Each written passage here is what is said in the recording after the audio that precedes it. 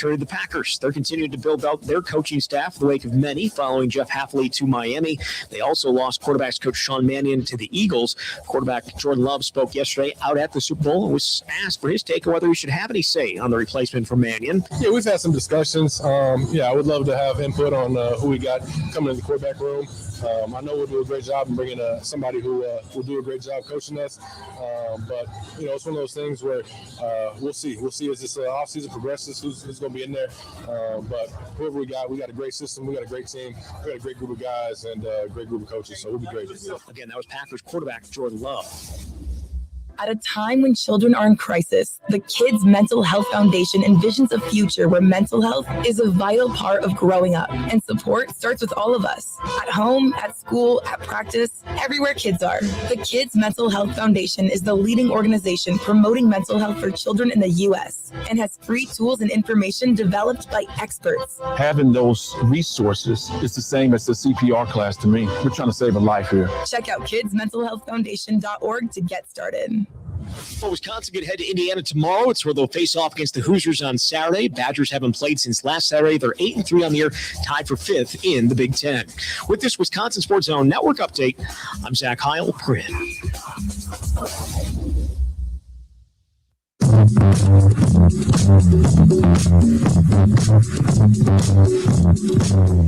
Wisco Sports Show, welcome in. It's Thursday at Radio Row here in San Francisco. We're broadcasting live all week long thanks to Flipside Pub and Grill. And Thursday's really the peak. This place, by tomorrow, the last day, by 2 p.m., they'll be tearing sets down. There'll be the McAfee Show, Sirius XM Fox, all the big sets with the screens and the framework. You can see if you're watching the live stream. We're right in front of Fox Sports Radio. They'll be tearing it down. And honestly, I can't wait. Because I've realized this job is very extroverted. I love, shocking news. I love talking. I love communicating. I love having conversations.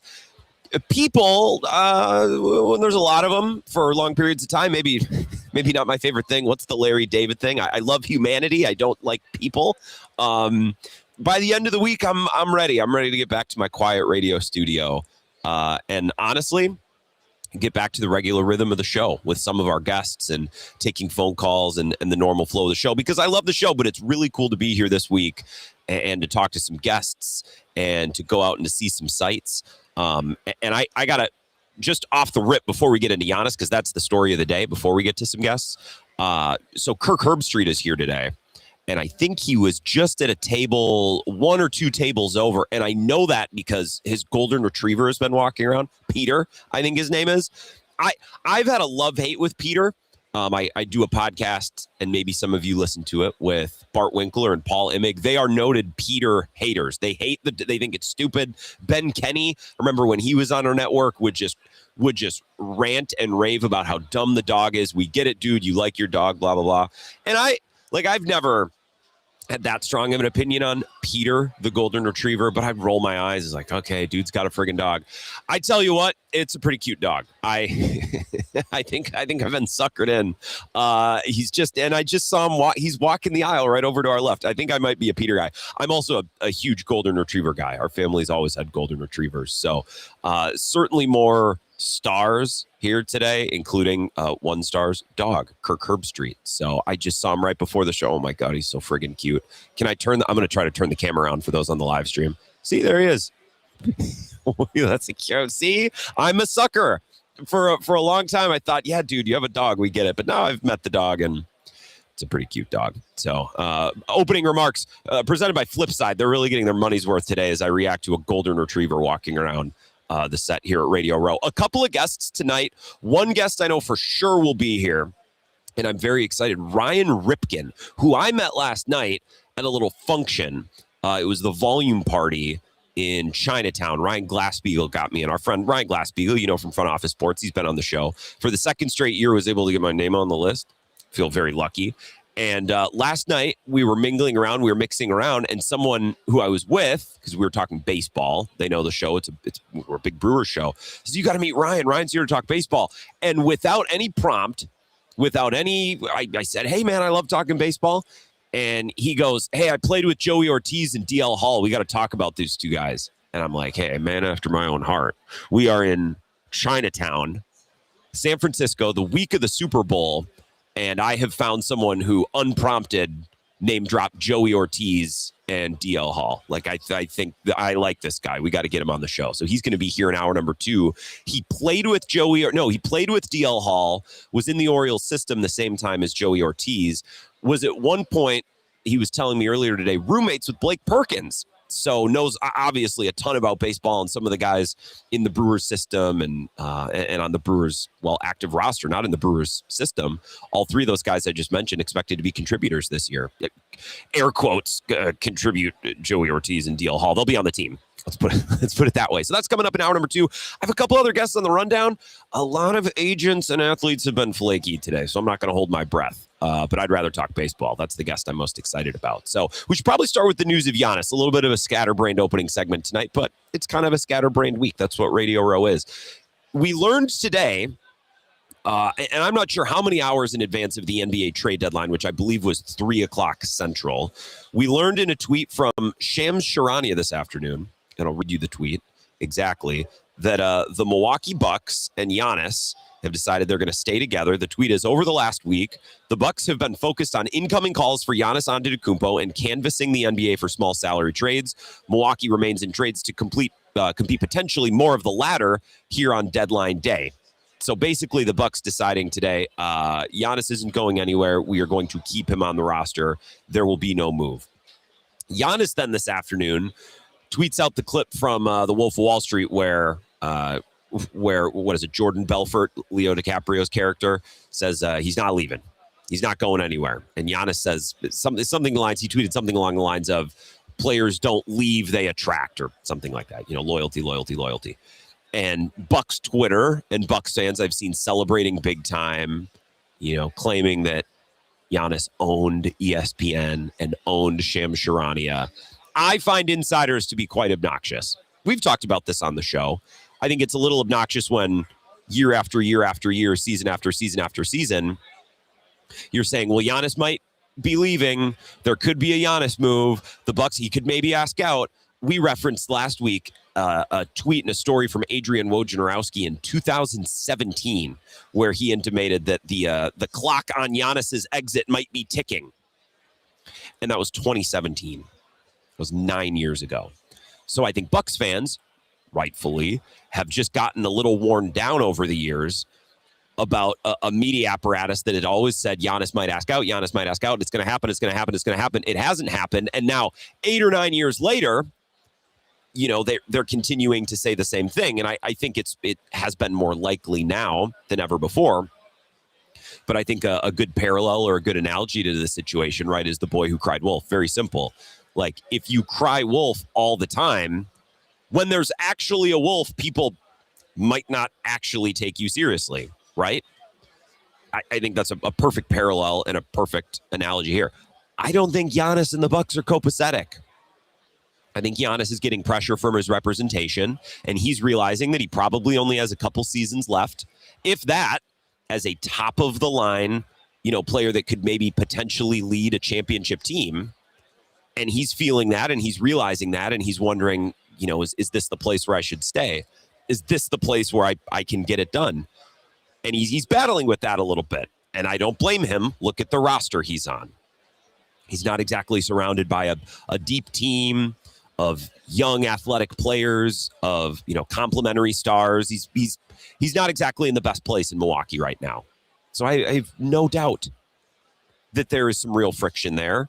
And Giannis has explored other options and maybe looked into other alternatives and considered, okay, if I were to ever ask for a trade, would this be the time? Do I want to sign another extension with the Bucks? He'll be extension eligible this summer.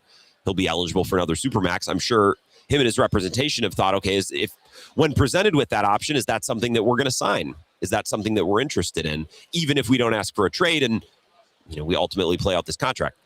Shams and all of these insiders, whether it's Windhorst or whoever, they're not making this stuff up. Like it's real. Real enough for him to come out and demand a trade? Well, clearly not, because he's still here, and he will be now through the remainder of the season at least. But it's not fake. It's not made up. And I just find it a little obnoxious that there have been months and months now of speculation and kind of some melodrama from Giannis and intimation that maybe he's not happy, signs that maybe he wants out of Milwaukee. And that exists for months and months and months and months. And then we finally get to the deadline. It doesn't happen. And Giannis comes out now and says, see, I'm not leaving. Not going anywhere. And all of Bucks fandom goes, yeah. It's like, well, if Giannis had felt this way all along, and he does love Milwaukee, and he's really fully committed to staying here and getting it done here, man, you could have said something a while ago. Like you could have tweeted that clip months ago. If it was really about owning Shams and owning ESPN and staying loyal and proving your loyalty, you could have done that months ago, man. And you wait until deadline day when, in my point of view, the way I see it is Giannis and the Bucks maybe talked about some trades. The Bucks took some calls. They were listening, according to Shams. Do you guys think Shams is lying about that? You think he made that up? I don't doubt that the Bucks took calls and engaged and said, okay, well, if this were to happen, what would you offer? Timberwolves, Warriors, Heat. The Bucks, I bet, listened and they were engaged. That's not to say the Bucks were making calls, that they were canvassing the league, but the reporting was from Shams and others that they were listening for the first time in a while. And they decided to not do it, or Giannis decided to not, press the full nuclear button and demand a trade. And now that the deadline is passed, I love Giannis. I really do. But I don't love that he waits until today to come out and pound his chest and to act like, see, never even crossed my mind. It's like, well, clearly it did, man.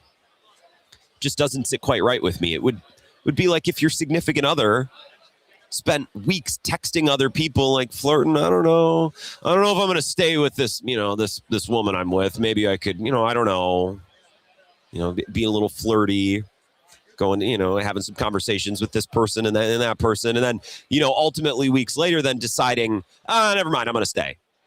It's like, well, if my significant other did that and was texting around and asking around and then finally said, okay, never mind. Like, I wouldn't celebrate that.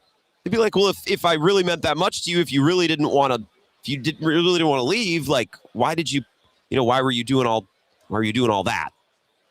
Why were you, I don't know. I like Giannis. I'm glad he's here.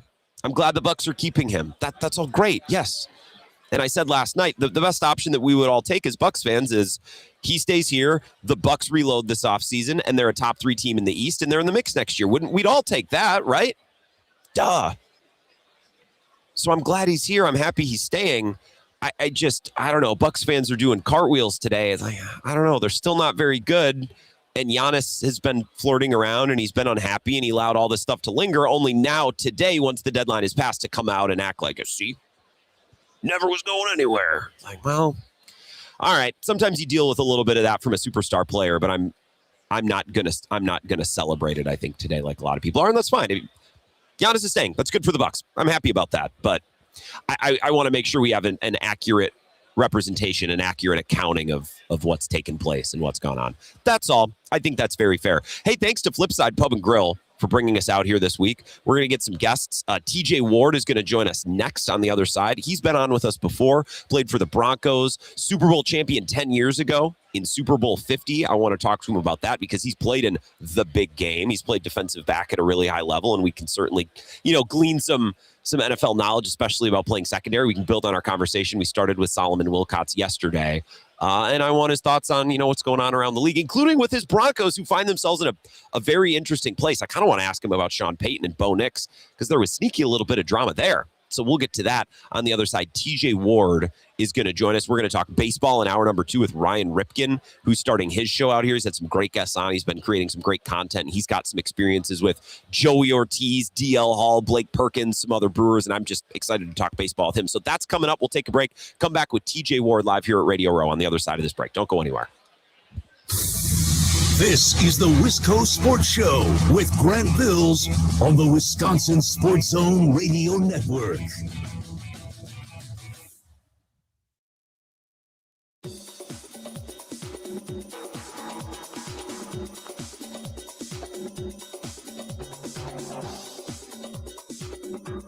Wisco Sports Show will resume in 3 minutes.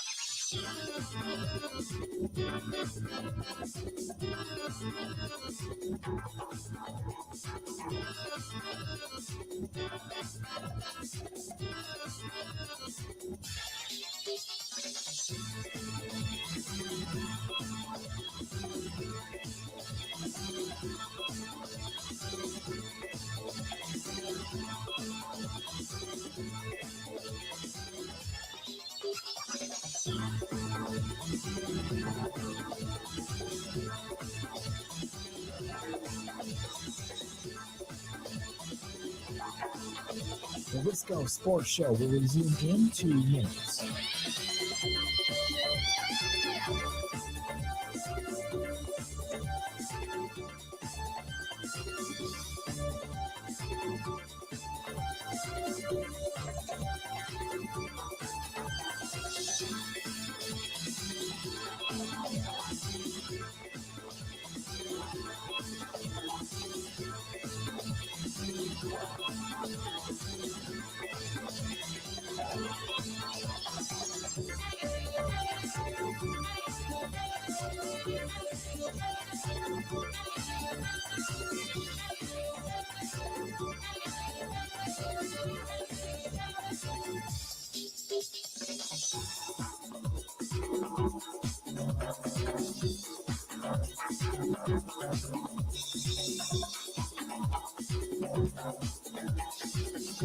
The Wisco Sports Show will resume in 1 minute.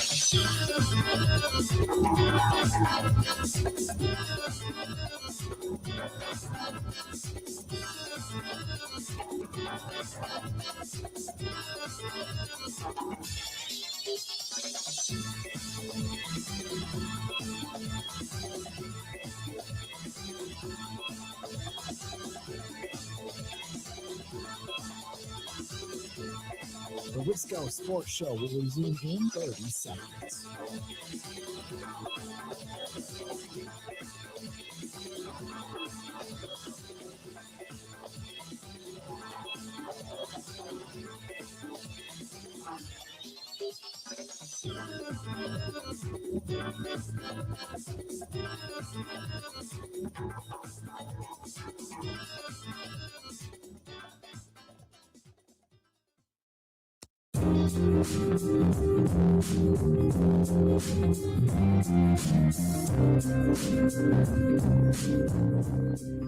Welcome back to the Wisco Sports Show, day number 4 here at Radio Row. This is the busiest day. As I said in our opening segment, I'm looking forward to it actually calming down a little bit tomorrow. Even I have my limits. Mr. Talk Show host, I do love meeting people. I love reconnecting with people we see here every year. But I'm ready for things to get a little calm tomorrow, things to start cooling down just a little bit. We're here thanks to Flipside Pub and Grill, our presenting sponsor this week on La Crosse's North Side. I was at a function in Chinatown last night. Was at a party and, trying to meet new people and ask, okay, what do you do in the sports world? What do you do in the business? And I can't remember someone who I talked to, because I don't remember anyone's name or exactly where they work, but it was someone who works in the, talent representation business, agent or promoter, whatever, something like that. And we got to talking about Wisconsin. I told him that I did sports talk in Wisconsin. And he goes, oh, I love Madison. Great city. I was there a year or two ago for the first time. I loved my visit. And he said, I actually drove from Madison, then up to the Twin Cities and St. Paul. I said, oh, so you saw a good portion of the state.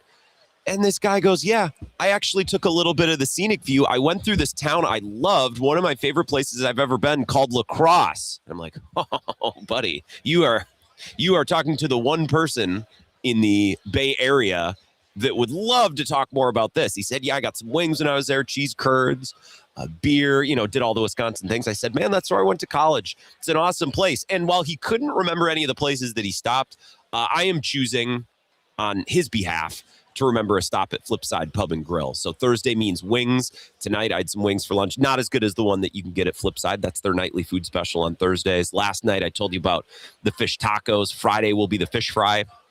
So get down there, enjoy, not to mention their happy hour. I mean, happy hour never misses, 3 to 6 with the half off house wines, tap beer, rail mixers, those sorts of things all throughout the week. So they're our presenting sponsor here at Super Bowl. And TJ Ward's now going to join us at the desk. I think TJ has been on the show before. Some of these interviews and some of the years start to run together, whether it's been in Las Vegas or whether it's been in New Orleans last year. But Super Bowl champion 10 years ago, TJ Ward is here. Do you ever think about 10 years since Super Bowl 50 when you won with the Broncos? It's so fast, man. Time flies. Yeah. But I'm staying busy. Yeah. So it flies even faster when you're busy. But I can't believe, honestly, it's 10 years. Like, when you were younger, 10 years felt like a decade. Now it feels like 10 minutes. It tells like 10 minutes. It's very philosophical to start the interview. Well, it's nice to see you again. What do you remember from Super Bowl 50? The things that led you guys to winning that game? Obviously, the players and the defense was incredible, but maybe some of the things that you did throughout this week when it's really hectic and when there's so much going on, the things you guys did to prepare to get in that mindset to go win a football game. You just said it. Preparation. Just how you prepare for the week. You get 2 weeks to prepare, so that's longer than any other weeks leading up to a game. Can that psych a team out? Do you get a little stir crazy waiting around for a game? I guess it depends. I guess it really depends on your team's personality. But for us, it was like, shit, we get 2 weeks to prepare for anybody, especially defensively. Yeah. We didn't feel you had a shot. So, our game plan was airtight. Like, by the time we got done with it, it was like we couldn't be beat. Yeah. It was like we had all the infinity stones. When we talked with Kamari Lassiter earlier today, and that Houston defense obviously was just like nails. Now, they didn't win a Super Bowl like you guys did, but just flying around, everyone's hitting. What's the feeling being a player on a defense where you're stacked at every level and you're just piss-pounding the opponent? Like, you have to play. It almost has to be fun to go out there and play. It's the confidence, man. You just go out there with extreme confidence. Not only confidence in yourself, but confidence in your teammates. Like, if I don't make a play, he gonna make a play. Yeah. He gonna like anybody is capable of making the game-winning play, and that's shit. That is a great feeling. Yeah.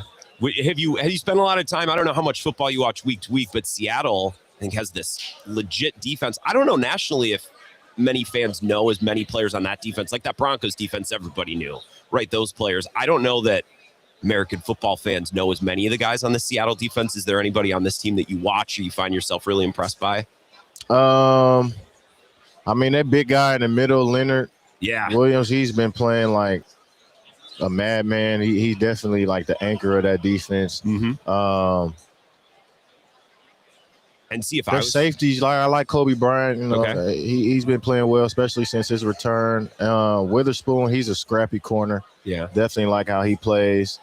And I forget I think the Jones is the linebacker, the middle. He's a playmaker, Ernest Jones. He can tackle, makes plays on the ball. He can play the pass. I definitely think he's like the ace for them on that defensive side. Like he makes a lot of plays. Does a Super Bowl like this interest you more than maybe last year when it's Mahomes and Kelsey again and it's the Eagles again? Yeah, this one's definitely more exciting. More going to be unpredictable. Even though last year it was like a blowout, so people didn't really expect that. But it was two teams we kind of predicted to be in the Super Bowl. We knew the storylines before. Yeah. Like that's the thing. It's like we just did this. What's the girlfriend? Travis Kelce girlfriend? Taylor Swift was, it was kind of like more around the game than the actual game. There's not a lot of that this week, unless I guess Bad Bunny, but that's a little but different. He's a foreign artist, so we don't really care. Yeah. Do you care about Bad Bunny? I'm not anti. I'm not anti. I don't know a song. It was interesting this week to hear players talk about the halftime shows. Who did your halftime show in Super Bowl 50? Do you even remember? No, I have no idea. I think it might have been Coldplay. I'm gonna look that up. Would you have known Coldplay? I think it was Coldplay. I've heard of Coldplay, but if you ask me what's a Coldplay song, I definitely couldn't tell you. Now, maybe if I heard it, I'd probably recognize it, but I wouldn't be like, hey, that's Coldplay. Oh no, it was Bruno Mars. Oh, it was Coldplay with Bruno Mars and Beyonce. Okay. It was cool. Beyonce too? Yeah, well, I guess she made it. See, we talk about how long ago it feels now, 10 years, and how quickly that went. Like, I don't remember anything about this halftime show. I remember your guys' defense beating the brakes off of Cam Newton and the Panthers. Obviously, TJ Ward. But yeah, like even last year, it was Kendrick Lamar. So it was the whole Drake Kendrick beef, and it was just so much around the game. I thought it was a good show. Yeah, I thought it was a good show. But I think it was better on TV. I was at the game last year, so Yeah, what's the halftime the show like speakers in the person? Superdome was terrible. Yeah. Like, it was a terrible sound system. It's kind of a made for TV. It's a 12-minute concert on a TV. Yeah, it's like if you hear a song in a car with no speaker system and no amps and alpines, it's not going to be as great as echoing. Do you still stay in touch with any of the guys who were on that Super Bowl team? That's got to be my Super Bowl team. Yeah. Oh man, all the guys, like almost all of them. Really? Was it because? Well, I guess it's a little bit of both. I was going to say, does the Super Bowl bring you guys together, or was that just a team that was close? You had friends on that team. A little bit of both. Reunions for Super We Bowl just had a season? 10-year reunion in Denver this year, so that was one. They brought us back, but the Broncos do a great job of, keeping up with the alumni and letting us come back and see the games, and treating us really like family, man. So they do a great job. The new owners up there. Yeah, they make it special every time we come back. Were you at the game last week in the snow, or 2 weeks ago in the snow? What'd you think? Shit. It's a tough one. Yeah. Definitely one we could have won. Definitely one we would win with our starting quarterback, hands down. But it's football, man. Shit. You think Bo Nix is underrated? I definitely think Bo Nix is underrated. Look, I don't think he's some superstar. The way he played against my favorite team's the Packers, he led that team in the second half. He led game-winning drives and comebacks this season. I feel like people talk about him like he's a passenger. They absolutely did. And then when we lost him, it was like, oh, you guys are going to lose. You don't have Bo Nix. It's like, well, you said he wasn't a good quarterback anyway. Yeah. But and again, he's not my favorite player, but I don't know that people were fair to him this year. I don't know. That was a bummer. What do you think of Sean Payton? That dude is honest at the podium about his quarterback's ankle, and it was just a little bit of a bizarre situation this last week. Yeah, that was odd. It was just an odd exchange. Yeah. I'll just leave it at that. But I love Sean Payton as a coach. Yeah. He's a great guy. He's a great coach. He's liked by players. He's very honest. Yes, he is. He's brutally honest, but you got to respect it. You may not like it all the time, but you got to respect it. Yeah. You would rather have a coach that shoots straight with you, even if it's a little brutal. I mean, he can be a little brutal sometimes. Maybe it's because he worked in the media. He's a very That's right. He was in the media. Did a year or two in TV. Stint. Yep.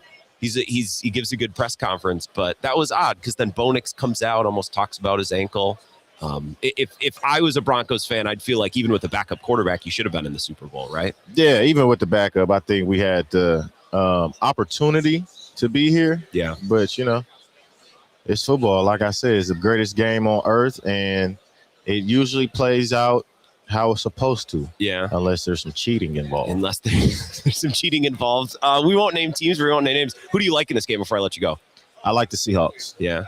I like the Seahawks. I'll take the spread if I had to choose. Yeah. You're a Sam Darnold believer. Patriots are having a great season. I think it's destiny for Sam Darnold. Yeah. Easy guy to cheer for. Seems like everyone really likes him. I like Sam.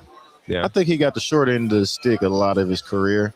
And then after doing so well with Minnesota and them just shelving him for a rookie quarterback was insane to me. Yeah. And look at him now. Yeah. I love a good underdog story, man. Yeah. I'm an underdog myself. Everyone's really happy for him. And we're all excited to watch on Sunday. Thank you for the time, man. I know you got a million of these. So you going to the honors tonight? No, I haven't been in honors not one time. Why not? That's a good question. I don't know. I think I just always forget. I don't know. I got to get better publicists or something. What the hell? You got to remember when it is. Yeah, right. I actually one of those things I do forget about year in, year out. So that's funny. Maybe I'll go one of these years. Well, if not tonight, enjoy your time in San Francisco. Enjoy the game. Thanks for the time, man. Right, thank you. TJ Ward, Super Bowl 50 champion. We'll be back. Marshall Newhouse is going to join us next. Don't go anywhere. This is the Wisco Sports Show with Grant Bills on the Wisconsin Sports Zone Radio Network.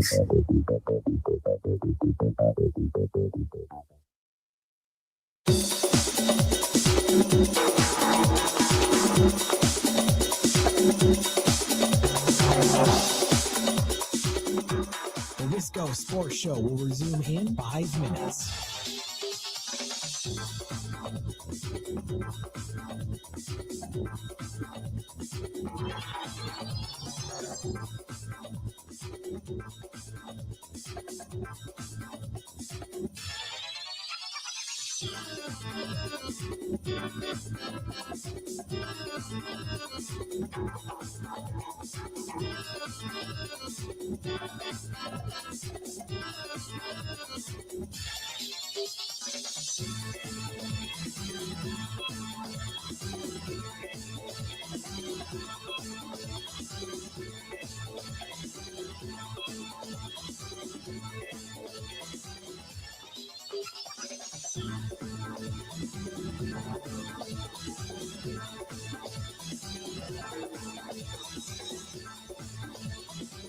The Wisco Sports Show will resume in 4 minutes.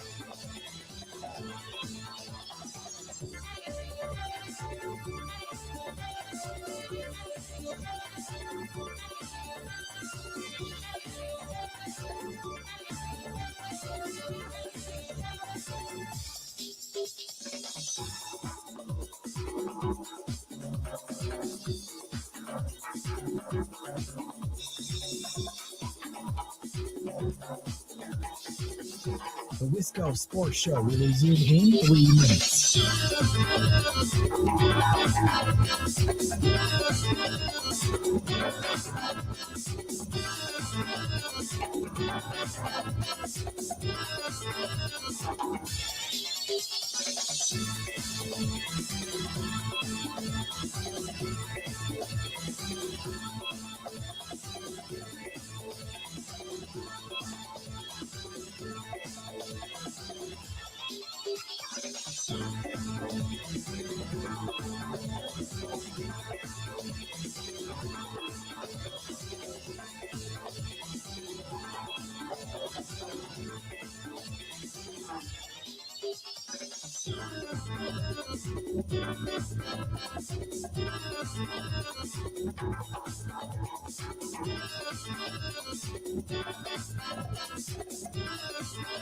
The Wisco Sports Show will resume in 2 minutes.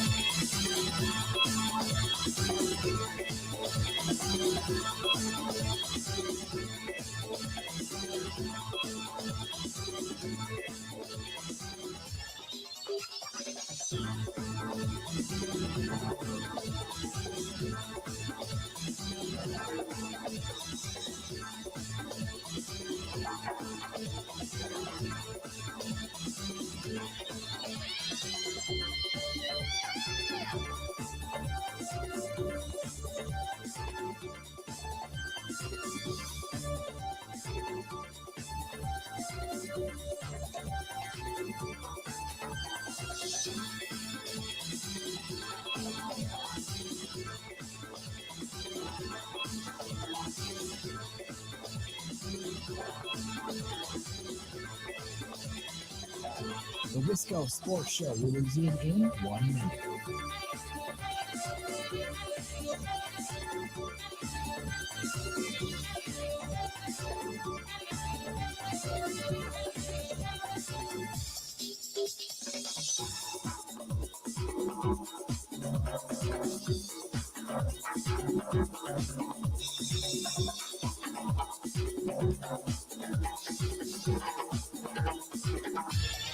The Wisco Sports Show will resume in 30 seconds.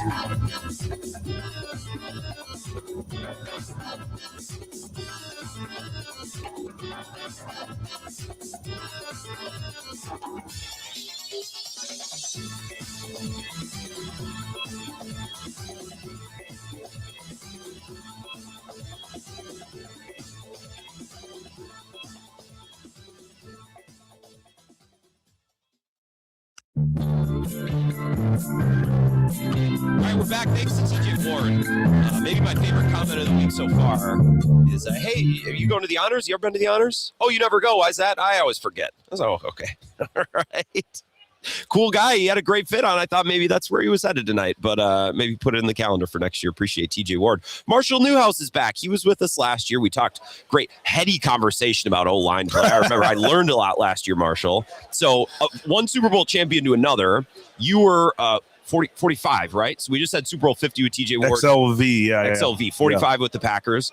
Your guy, Mike McCarthy, who notoriously got you fitted for the rings before the game, is now coaching the team that you played. What did you think about that hire? I like the hire a lot. Listen, I understand that the Steelers are a different kind of organization, and Mike has a lot of ties there, but it just feels right. Yeah. And obviously, it comes down to how much has he progressed as a coach and as a leader of an organization. So we'll see about that. But we got to a lot of us kind of had a mini reunion for the Super Bowl team in Green Bay week 1 against Detroit, and got to talk to Mike, and he still had the itch. You could tell he was still locked in, was still evaluating, and so I'm happy he's going to get this opportunity, and he's bringing in some familiar faces. And I think, again, it fits with the prestige and the history of the Pittsburgh Steelers. And so we'll see kind of what he's learned from an offensive play caller, from a game manager standpoint, from building an actual culture and how you go about the week, all those little things when you're the head coach. We'll see what he's learned, but I like the fit there. What's his best trait as a head coach in your memory? He's authentic, man. Like, I think players respond to that.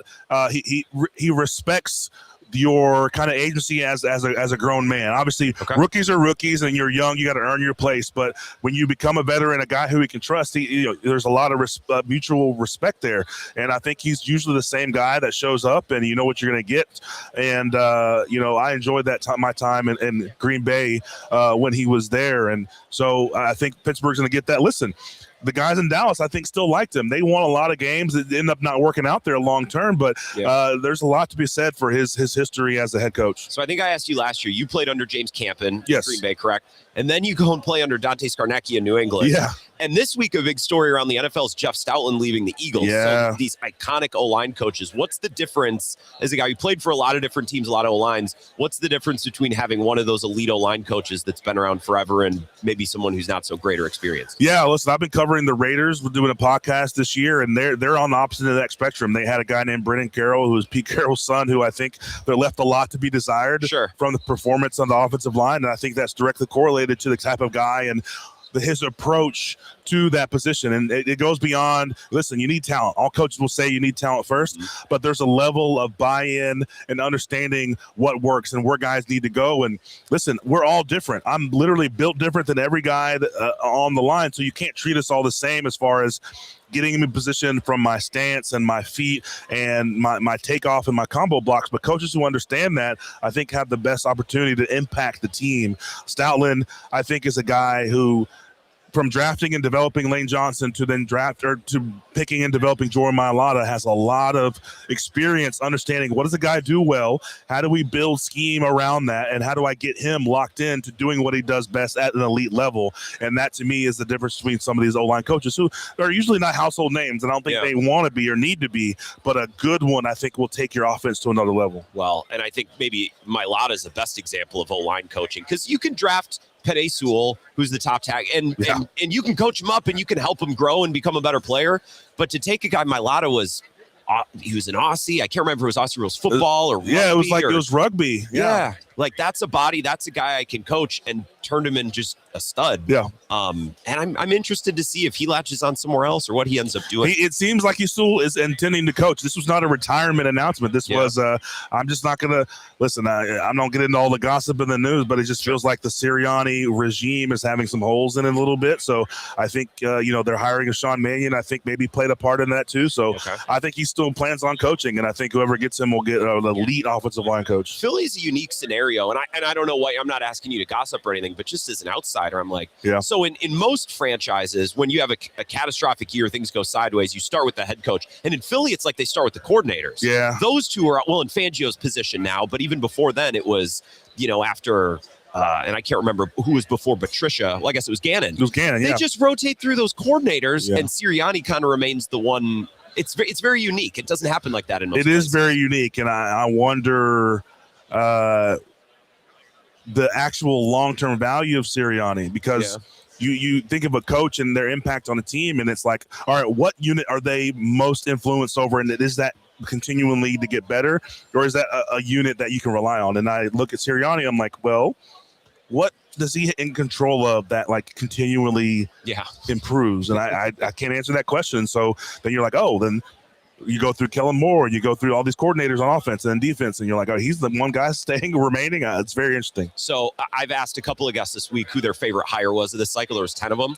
And most people said Jesse Minter. So if you want to talk about Jesse Minter, we can, but is there another name in this cycle that you really like, you think maybe is under-discussed? I like the Jesse Minter hire, but I genuinely, even though I cover them this year, the Clint Kubiak hire to me is going to make the Raiders an instant contender, and I think a long-term contender in the AFC West and the AFC. Listen, the better part of 30 years have just had very little real stability and winning for such a historic franchise. And I think some of that has come from just kind of a level of short-sightedness and a level of not having a set identity, even though, with the Raiders, it's tough, it's this, it's that, but that also has to trickle down to kind of how you evaluate players and all that stuff. And I just don't think they've had that in a while. The Clint Kubiak hire, to me, along with the Spytek Tom Brady influence, I think signals a new reset for the Raiders to really kind of build something sustainable and go for it. Obviously, it matches up with having the unrun overall pick, having a QB who feels like he's going to be a good pick, having a lot of cap space and a lot of headwinds all lined up. That's a big deal. And I think Clint Kubiak, you don't hear about him a lot. He's not known as a demonstrative coach, but all things I've heard behind the scenes as he gets a lot of buy-in from players, and he's very transparent, he's very authentic, and I think absolutely can lead a locker room of men. And so I think the Raiders made a really good hire there. Marshall Newhouse is here. One last question before I let you go. So the Packers could be, we don't know for sure, but it looks like they're going to have a new left tackle, a new center, maybe a new right guard. Like there could be 2, 3, maybe even 4 changes on this O-line into next year. So what can the Packers, what do they have to do this offseason when you're changing so many spots? What's important in making sure that you can hit the ground running and your offensive line isn't an issue?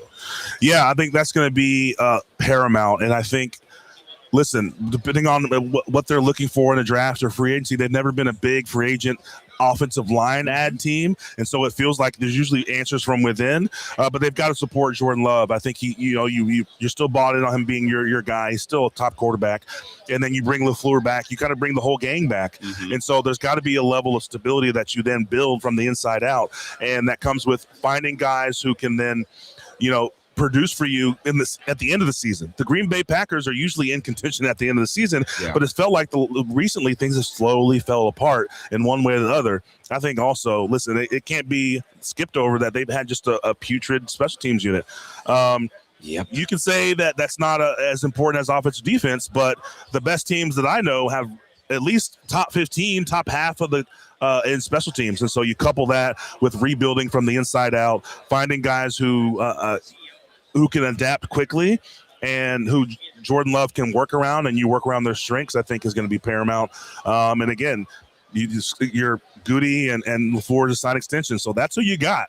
And we'll see who they target in the draft. And maybe they bring in a guy that they've done it more than when I was there, but maybe they bring in a guy in free agency to kind of anchor things, a veteran guard or a veteran tackle, and really get Jordan Love comfortable so that he could take even another step. Well, we also don't blame coaches or general managers or whatever when things don't go right. I've also watched the Packers, like some of their alignment just have bad games in a bad game. It's like Zach Tom just can't have his worst game of the year. It's not even that the bad games. It's like this Packers unit the last 2 or 3 years, they never have good games at the same time. And that's the frustrating part, because they're talented enough to win and make playoff runs, but it just doesn't feel like it all happens at the right time.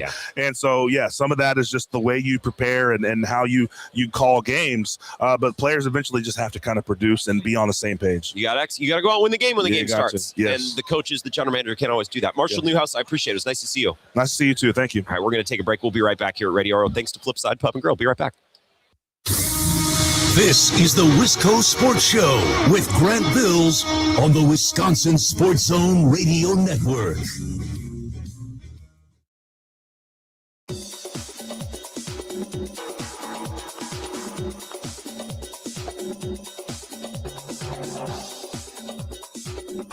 The Wisco Sports Show will resume in 3 minutes.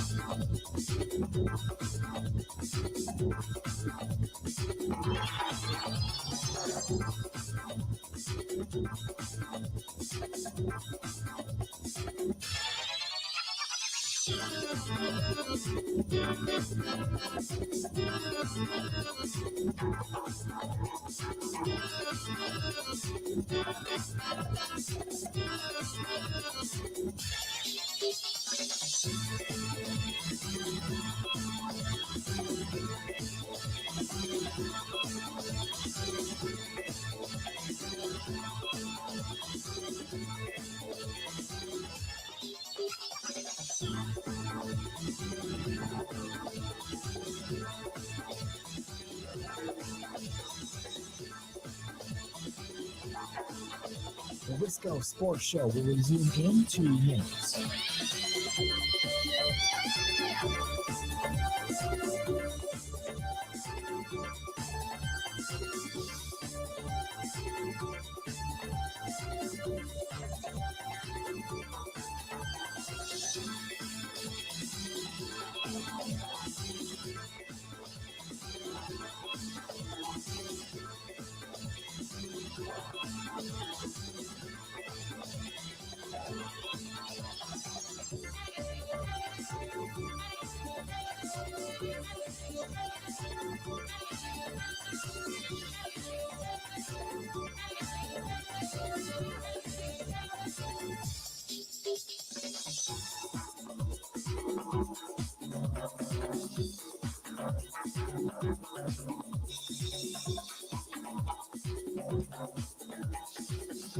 The Wisco Sports Show will resume in 1 minute.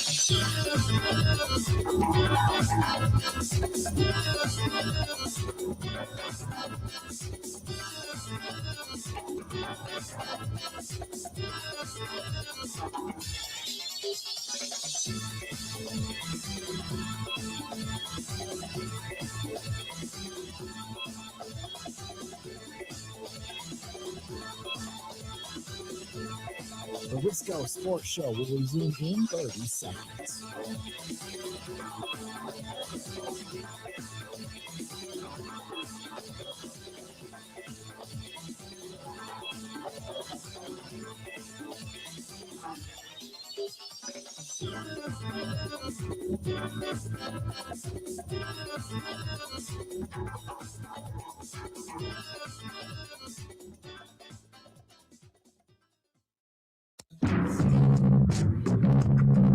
All right, welcome back. Thanks to Marshall Newhouse, former Packers Super Bowl champ. Always cool to talk O-line, talk about the details of the trenches, the guys up front, right? We're here thanks to Flipside Pub and Grill.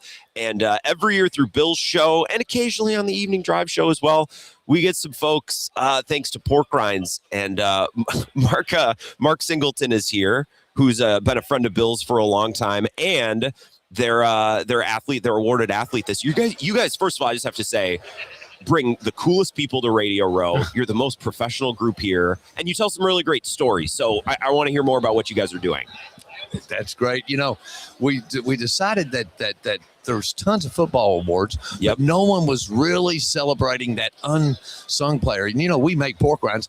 We are not on every shelf in America. We feel like we're kind of underappreciated. So let's find players that have game-changing plays, that are crunch time heroes. When the game's on the line, I love it. let's find a defensive end, an offensive lineman, or a holder that changes an important game. And Dave won our weekly award this year, and then he did something that no one else did to win the Crunch Time Hero of the Year. He really got behind us, and I'll let him tell more absolutely. about that. David Chapeau, so you're the award winner. What's your story, man? Let's hear it.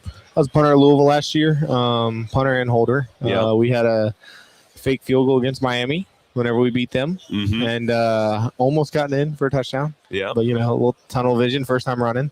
But so I won the award for Player of the Week, and then they sent me a list of, like, there's just a bunch of things to, like, make the video with, but a list of, like you could go to Radio Row and stuff like that, and, like, each share equals to $1 donation for the Archer Foundation. So I just made it my job for the next 2 weeks. I was like, I'm going to win this thing. You set your mind to it. Absolutely. Yeah. This was my job for the next 2 weeks. So I was like, I'm going to win this thing. But I sent it to, like, everyone I knew, and so I had them share, like, to 30 different people each, and we ended up getting it to 18.8 thousand shares. Jeez. And that equal to about 25,000 in total for the Archer Foundation. Yeah. Yeah, dollars. And where does that go? Who are you helping with these donations? And through Pork Rinds, of course. Yeah. Yeah, so the Archer Foundation helps children, families with DIPG. A couple of years ago, Grant, our grandson, Archer, was diagnosed with DIPG. It only hits 300 kids a year. It is always fatal. And their first doctor's appointment is with a palliative care doctor. Mm-hmm. And so as we were going through this, we ran into families who were losing their homes, who were getting evicted. And it just was so upsetting because, this is the worst news you've ever had. Your grandson's got cancer. It's an incurable cancer. But we didn't have any money problems. My kids weren't losing their homes. My kids weren't being evicted. And so we started trying to help these families. My daughter came to me, Melissa, and said, Dad, I want to form a 501c3 and help these families. With David's help, we have helped over 100 families this year.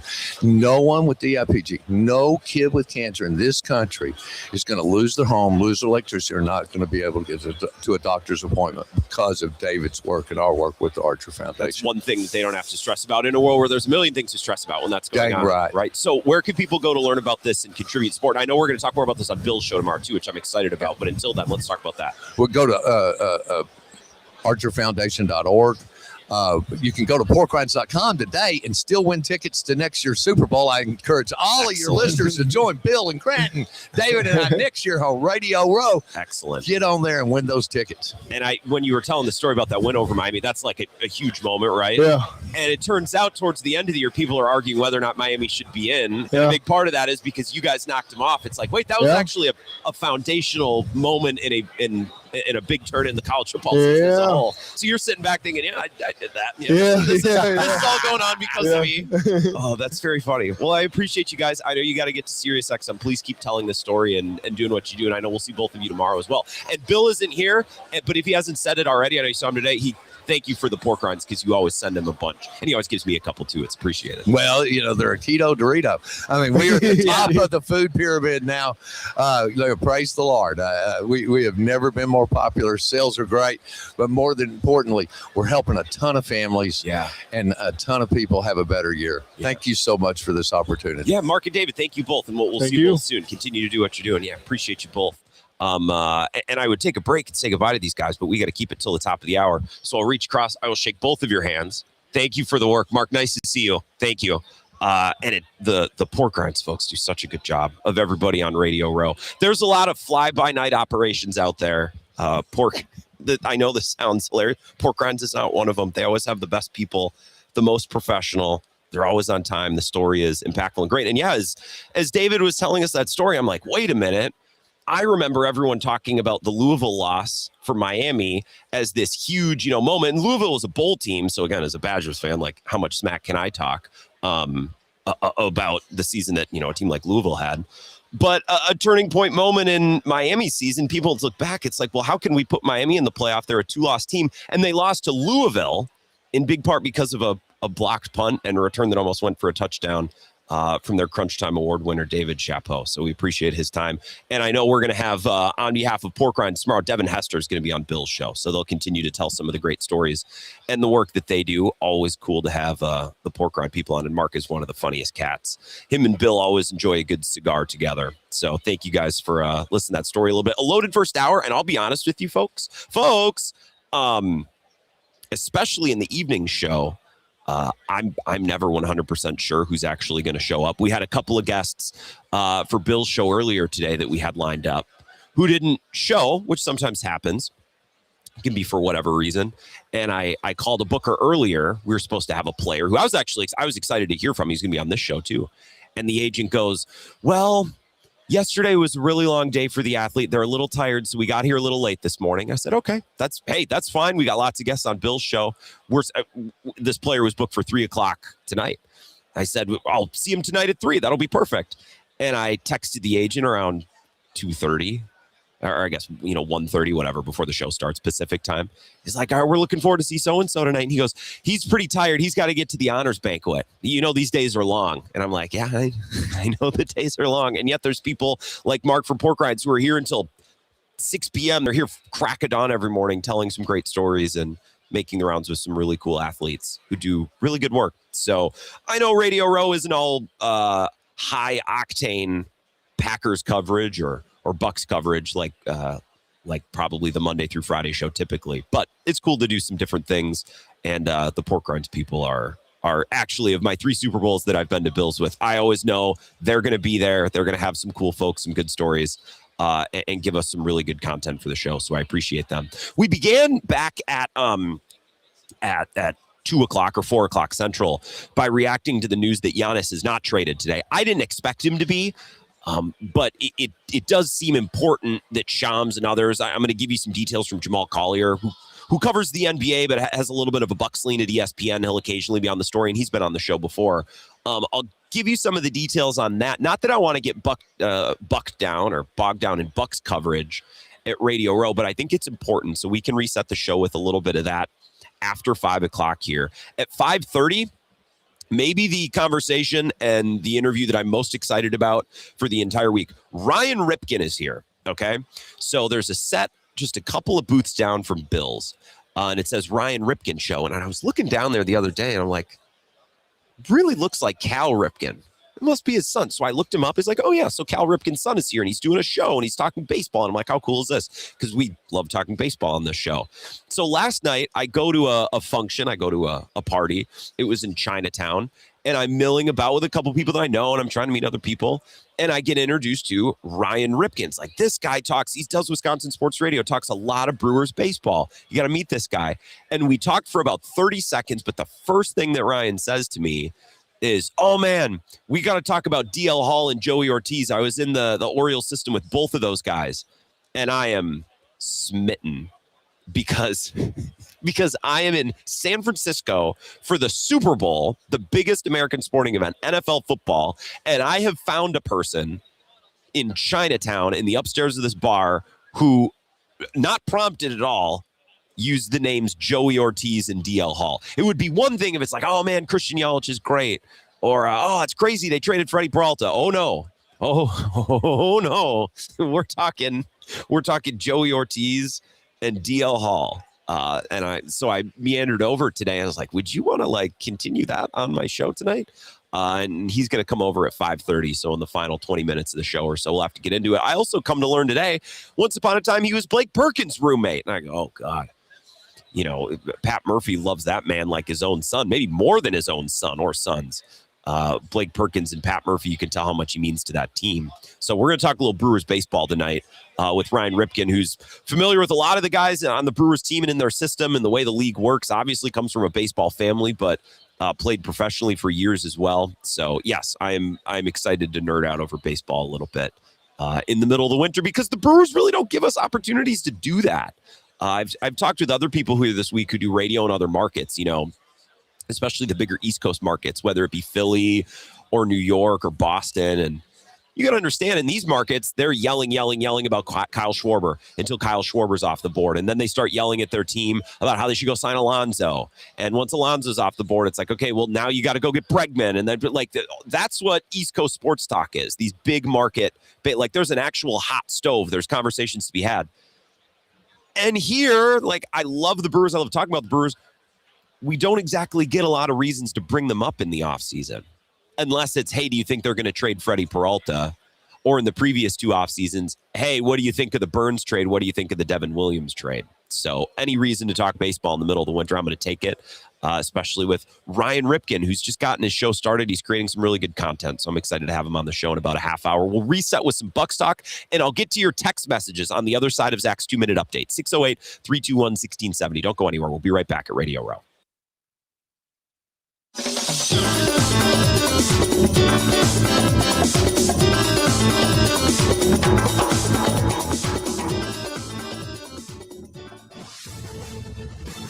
This is a Wisconsin Sports Zone update. Well, the Bucks are holding on to Giannis Antetokounmpo. That was the report from ESPN today. The team had reportedly been in negotiations with other teams that would have ended the two-time MVP's career in Milwaukee, but instead he was keeping their all-time leading scorer and making some trades here on deadline day. That included sending Cole Anthony and Amir Coffey to the Suns for Nick Richards and former Wisconsin star Nigel Hayes-Davis. Milwaukee's won 2 straight, can be back in action tomorrow night at Indiana. Turning to Wisconsin, they're practicing today as they get ready for a trip to face the Hoosiers on Saturday. Badgers have won 7 of the last 8 games, with the competition about to take a big step up. Wisconsin's next 5 games, all against teams with winning records in Big Ten play, and all of them are also ahead of the Badgers in the net rankings.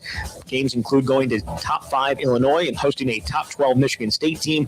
Right now, Badgers 8-3 in conference play, which has them in a tie for 5th place. Again, they will be at Indiana on Saturday. At a time when children are in crisis, the Kids Mental Health Foundation envisions a future where mental health is a vital part of growing up, and support starts with all of us. At home, at school, at practice, everywhere kids are. The Kids Mental Health Foundation is the leading organization promoting mental health for children in the U.S. and has free tools and information developed by experts. Having those resources is the same as a CPR class to me. We're trying to save a life here. Check out kidsmentalhealthfoundation.org to get started. Well, don't expect an overhaul of the Packers cornerback room this offseason. That's what Packers general manager Brian Gutekunst essentially said yesterday. He applauded the play of Keyshawn Nixon and Carrington Valentine, while saying that they would be looking to add depth at that spot. Gutekunst also said he thinks they do have some flexibility to be active in free agency. As for potential contract extensions, the team has spoken with tight end Tucker Kraft about a new deal. He was off to a flying start before tearing his ACL in early November. With this Wisconsin Sports Zone Network update, I'm Zach Heil.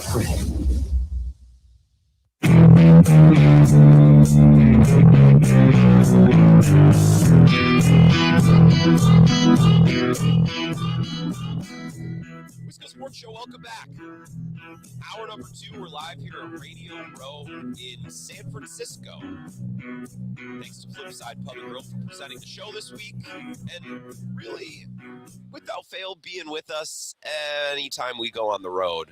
It's just a pleasure to represent Flipside and to talk about their business. And I think we're going to be back there for Brewers opening day. It's a very fun place to be, and I look forward to that as well. And we're going to be there before too long. As soon as football season wraps up, we'll switch our focus to spring training and obviously the draft as well. I'm hoping to be at the Combine with Bill this year. We'll see if the scheduling works out. I hate leaving Ebo high and dry.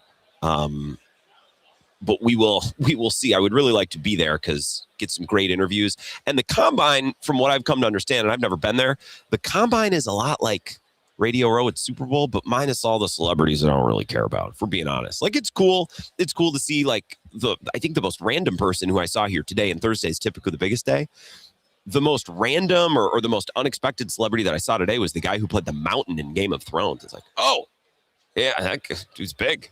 But for me, and if you've listened to the show for any length of time, I think you know, like, I would rather just talk with the really nerdy writers or the other radio people or the people, you know, who want to, like Marshall Newhouse is here. Let's talk about the trenches. Let's talk about O-line coaches. And I remember the conversation we had with him last year. It's like, dude, you played for James Campen, and then you go to New England and you play for Dante Scarnecchia. And then he gave us a little bit of insight, too. One of the big, sneaky, underrated stories in the NFL this week is Jeff Stoutland leaving the Eagles.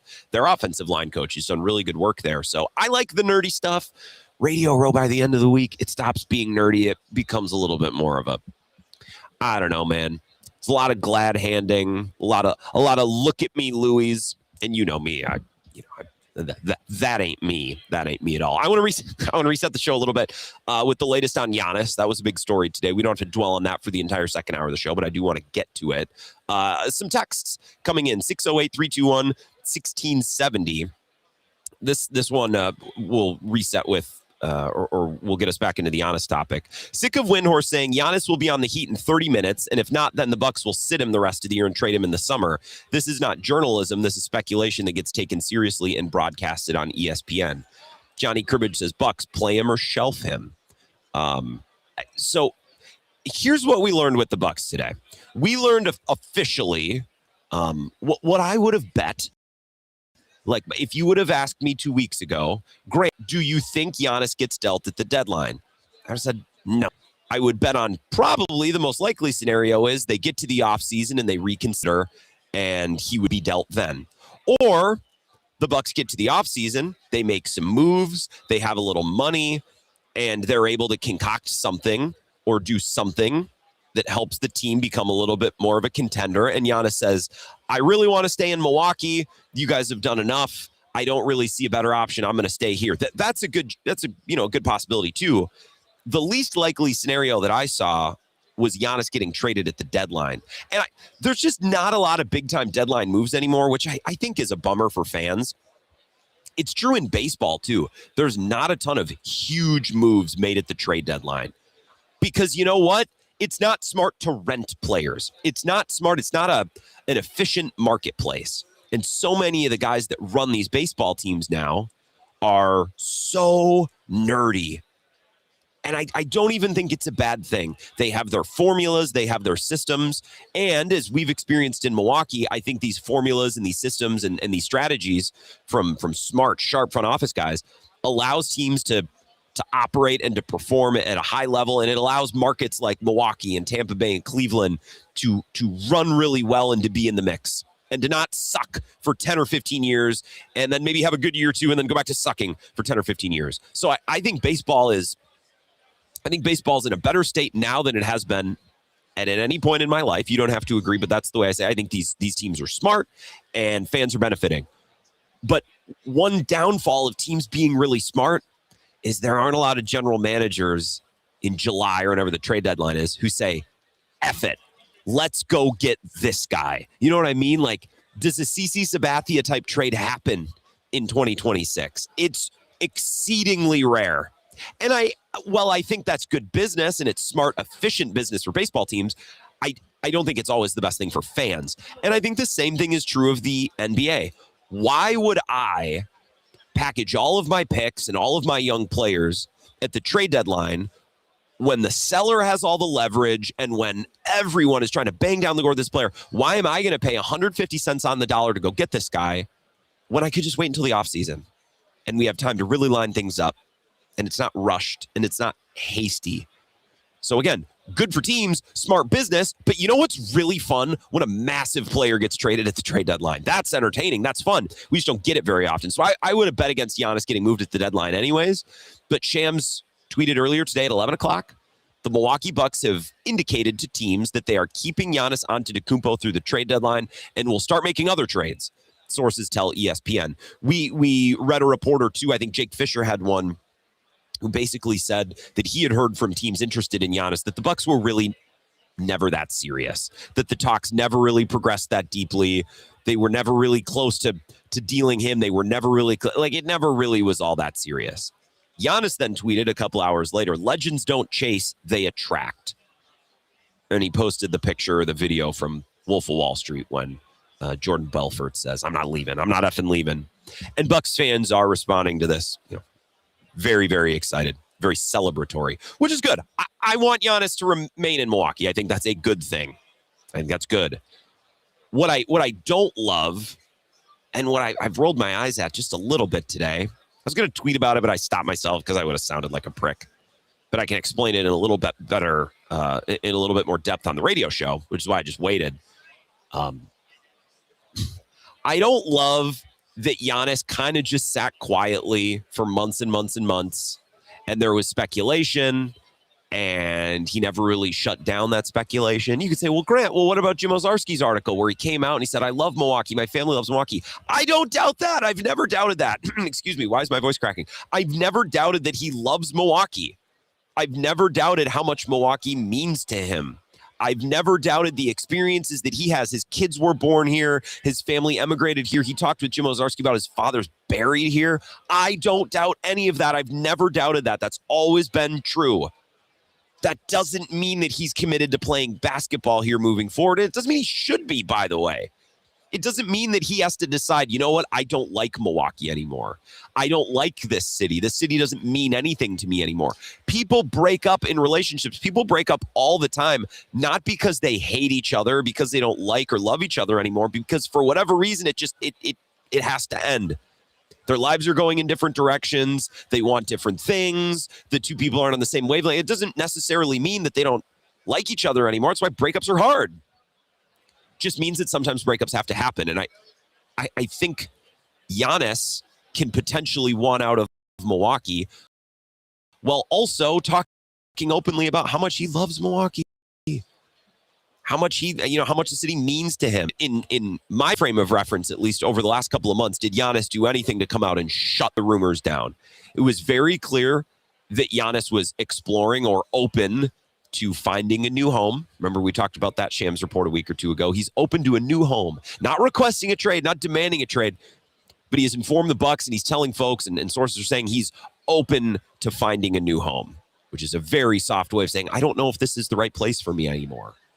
At no point did he ever come out and say, hey, these ESPN reports aren't true. Hey, I'm not interested in leaving Milwaukee. Hey, I want to continue to play here. And this offseason, I'm going to sign the Supermax extension. I'm going to commit again to Milwaukee when given the opportunity this summer. He never came out and said any of that. So today, when the trade deadline passes and he tweets, I'm not effing leaving. Well, it's easy to say now, when the Bucks didn't agree to trade you, or there wasn't a deal that you liked, or there wasn't a destination that made sense. It's easy to come out today and say that. It would be like if, let's say I had a significant other and I'm like, I don't know that I want to break up with them, but I'm not 100% sure. I'm going to start texting around. Let me download the dating apps. I'll take a week or two. I'll sniff around. She's kind of cute. I wonder if she'd be interested in me. Maybe not. I've always kind of thought that girl was pretty cute. Maybe I'll ask her. I'm kind of sniffing. I'm kind of testing the water all the time. Well, I'm still with her. I'm still with my girlfriend, but I'm just kind of looking. If I eventually decided, okay, none of those girls are interested in me, there's not a good fit. If I come back to my current girlfriend and say, I'm not leaving, like, is she supposed to do backflips over that? Is she supposed to feel like I knew it all along? Like, no, she'd be like, okay, but like, it's easy for you to recommit to me after you went around and there wasn't a good fit and there wasn't anyone else interested. Like, you know what I mean? Like, so Bucks fans today, I'm not trying to be a wet blanket here. I'm glad he's staying in Milwaukee through the end of this season.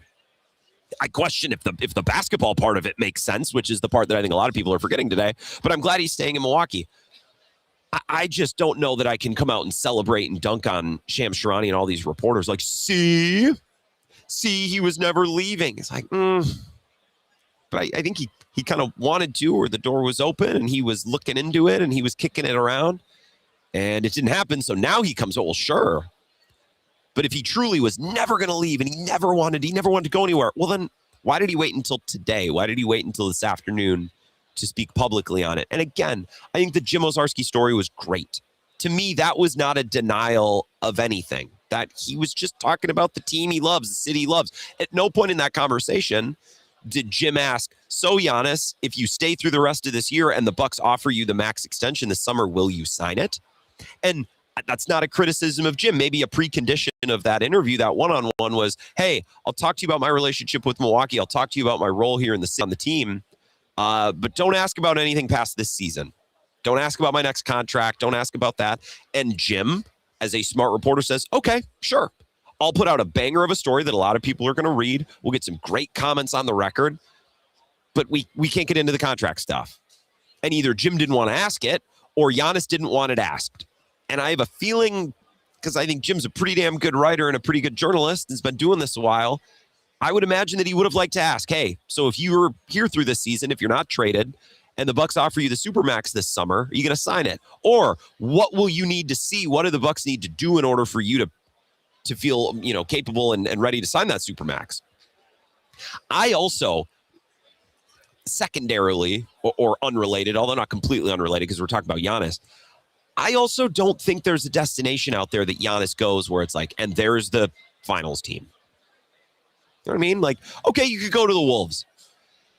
Am I supposed to think that him and Anthony Edwards and Naz Reid and Rudy Gobert, he can't play with Rudy Gobert. Rudy Gobert can't shoot. And Anthony Edwards is a tremendous young player, but he's not exactly Mr. Floor Spacer, trustworthy jumper guy either. So Giannis goes to the Wolves, pairs up with Anthony Edwards, Naz Reid, Rudy Gobert, and not a whole lot else because Jaden McDaniels probably have to be in that deal. Like, I don't feel any better about him there than I do. Well, I feel maybe a little bit better, but not that much better. That's not an instant title contender. The Warriors, well, him and Steph, that's unstoppable. Well, I think Steph's better than Damian Lillard, but Damian Lillard and Giannis never even sniffed the second round, let alone an actual, championship, which is what Giannis so desperately, is chasing. He wants to win a championship. And this year I've thought it's like, okay, man, that's nice. You are a multi-time MVP and probably one of the 3 to 5 best players in basketball when healthy, but you haven't been healthy when the team has needed you. You're a little bit of a tricky fit. You're on the wrong side of 30. And if a team acquires you, they're going to have to give up some pieces that you'd sure like to have on a contending team. So I hope that if Giannis eventually leaves Milwaukee, and maybe let's say it's this summer, he requests a trade. Maybe it's not loudly. Maybe it's behind closed doors. Maybe he goes to the Bucks and says, look, I don't want to request a trade. You guys have looked around. There's really no moves in it for you. I'm not signing an extension here. So trade me. Get something back for me. We can work together to make it happen, and it happens quietly. I hope that if that's what Giannis does, I hope that if he goes that route, and it'd be, well within reason for him to do so, I hope that he stops to think, okay, if 6 months from now, I am in Minnesota or Golden State or Miami or wherever, if I'm in one of those markets and the team still isn't that great and I'm still not contending for championships, like, is that worth it? Is that worth it? And I've talked about this with some friends. Like, if Giannis is traded somewhere, he is no longer local icon, legend, champion, pillar of the city, loyal. All those things go out the way. And at his next stop, he will be a 31-year-old aging player who's chasing a championship. And there's nothing wrong with that. But if that's all that you are, like, it's a big piece of your identity now that's gone as a person and as a player. And maybe Giannis is so tight with his family and he's so emotionally strong that won't bother him. Okay, maybe. I just hope that he considers the changes. I hope he considers the differences if he ultimately, looks to make a change. Because I would bet against him going somewhere and having, much more postseason success than they've had the last couple of years, mostly because, I don't know that he can stay healthy. He's hurt again. He's had 3 soft tissue injuries in less than the last, calendar year, and less than the last season. Matt on the live stream said, didn't Jim come with Bill from Cincinnati? I thought he covered the Bengals at one time. He did, and I don't know exactly Jim's backstory, but he covered the Bengals. He covered the Packers for a bit, I believe, through the Journal-Sentinel, although I'm not sure. And he's been on the Bucs beat now for at least 3 years, probably a little bit longer. I'm not sure. This is his 3rd year with Bill's show, I believe, so at least 3 with the Bucs. I think maybe a little bit more. When did Velasquez leave? When did Matt Velasquez leave the beat? I think I was in college at the time, so it's been a while. To quote TJ Ward earlier in the show, without the profanities, what did he say? When you're younger, 10 years feels like a decade. Now 10 years feels like 10 minutes. When he started that phrase, I'm like, I don't know that this is going to be, I don't know that you're going to sound like a wordsmith, but he landed the plane. Yeah, it's the Jim Owczarski years have gone fast because it feels like forever since Matt Velasquez was there. Dean in La Crosse. Thank you, Dean. Do you have the story that William Contreras is engaged to Willie Adames' sister? Yes, they are engaged. And isn't that nice? Coyote Mike. Grant, you hit a home run with Marshall Newhouse. He's great. Thank you for the text, Coyote Mike. Nice to hear from you. Look forward to get back to taking your calls next week. The 608 text just says, honestly, I'm so sick of Shams. This is what, the 3rd or 4th time he said Giannis is going to get traded and then nothing happens. Feels like he doesn't know what he's talking about. Shams is annoying as hell. Insiders are annoying as hell. Can I just say, he has never come out and said Giannis is going to get traded. Shams has come out and said different versions of Giannis has approached the Bucks about his future. Giannis is open to a new home. The report last week or so was the Bucks for the first time are seriously listening to trade offers for Giannis. And I don't doubt any of that. It didn't result in a trade, but I don't think any of that was made up. I don't think any of that was wrong. Annoying, sure. But guess what then? Just don't watch ESPN and don't look at his tweets. Like, it is avoidable. And look, and Bucks fans, I am on your side. I am one of you. It's annoying. And it's the boy who cried wolf. It might happen. It might happen. It might happen. It might happen. It's been going back to 2017. But it's not wrong. I don't think the reporting's been incorrect. I don't think the reporting's been incorrect. I know people are citing Jim's story, but he just sat down with Jim Ozarski to talk about how much he loves Milwaukee. Yes, he did. That doesn't mean that he is going to play there in perpetuity. That doesn't mean that he couldn't look somewhere else for a better basketball situation. That just means that he loves Milwaukee. In that story, in that conversation, he didn't talk about how I'm signing the Supermax. I'm committed to Milwaukee this year, and then this summer I will sign the contract extension. He didn't say that. I don't think Shams was ever wrong. Annoying, sure, but then just stop paying attention. I don't know. I think the Bucks Twitter versus Shams makes us look a little like a bunch of hayseeds. Midwestern, people with a victim complex. We've talked about this before. We don't need to relitigate that. I want to take a break because I don't want to fall behind. I want to make sure we stay on schedule. Flipside Pub and Grill presenting the show all week, and they will continue to do so live at Radio Row here in San Francisco after a very short word from our sponsors. Don't go anywhere.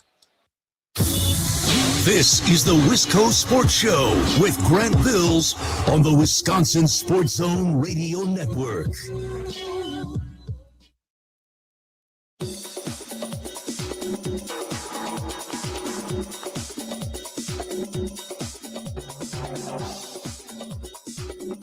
The Wisco Sports Show will resume in 3 minutes.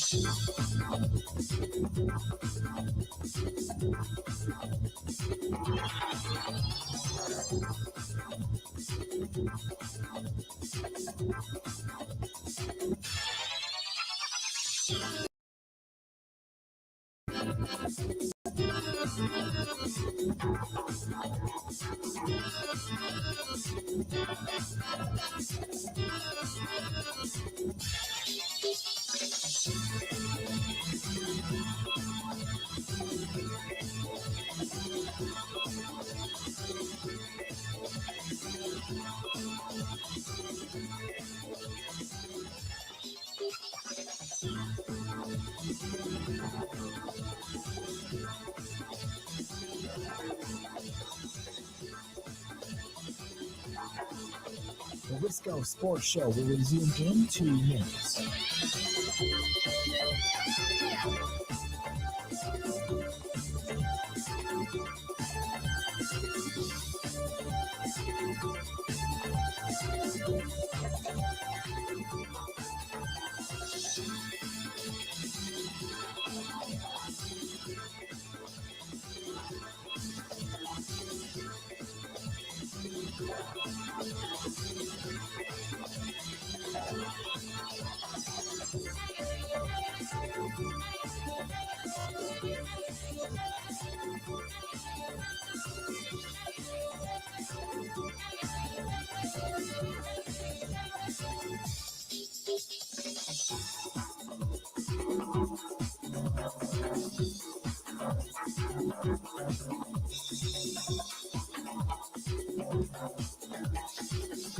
The Wisco Sports Show will resume in 1 minute.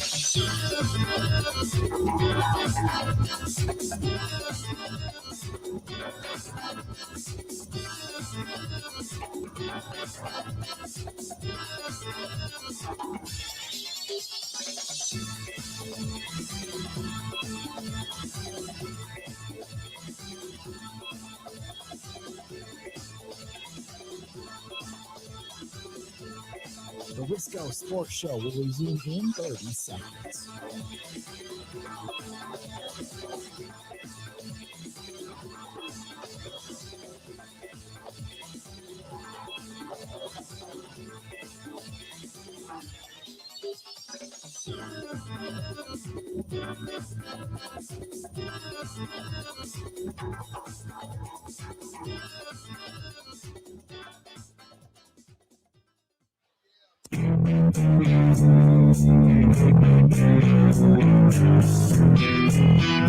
Hour number 2, rolling on the Wisco Sports Show live here at Radio Row in San Francisco. Thanks to Flipside Pub and Grill.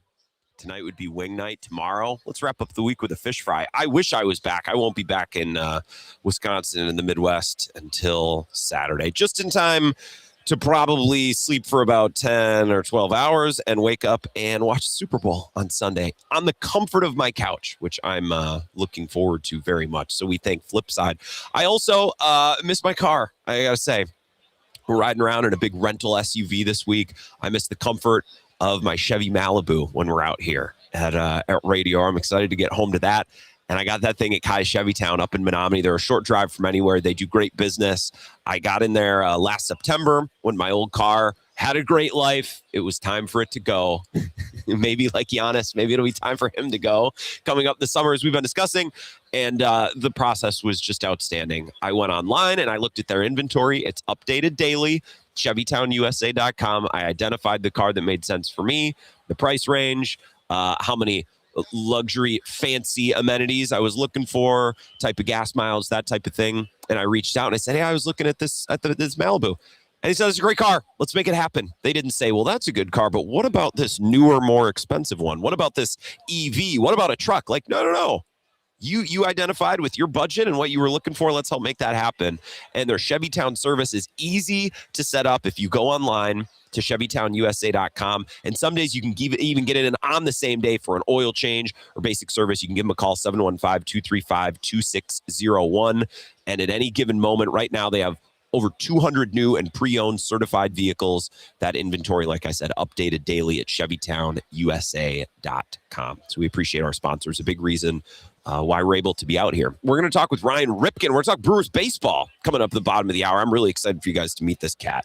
I met him kicking around the town last night, and my introduction to him was, oh, you're a Brewers guy. Well, I know Joey Ortiz and DL Hall. It's like, those are the types of names that I want to talk about on my show, even at the Super Bowl. So we'll do that in just a little bit.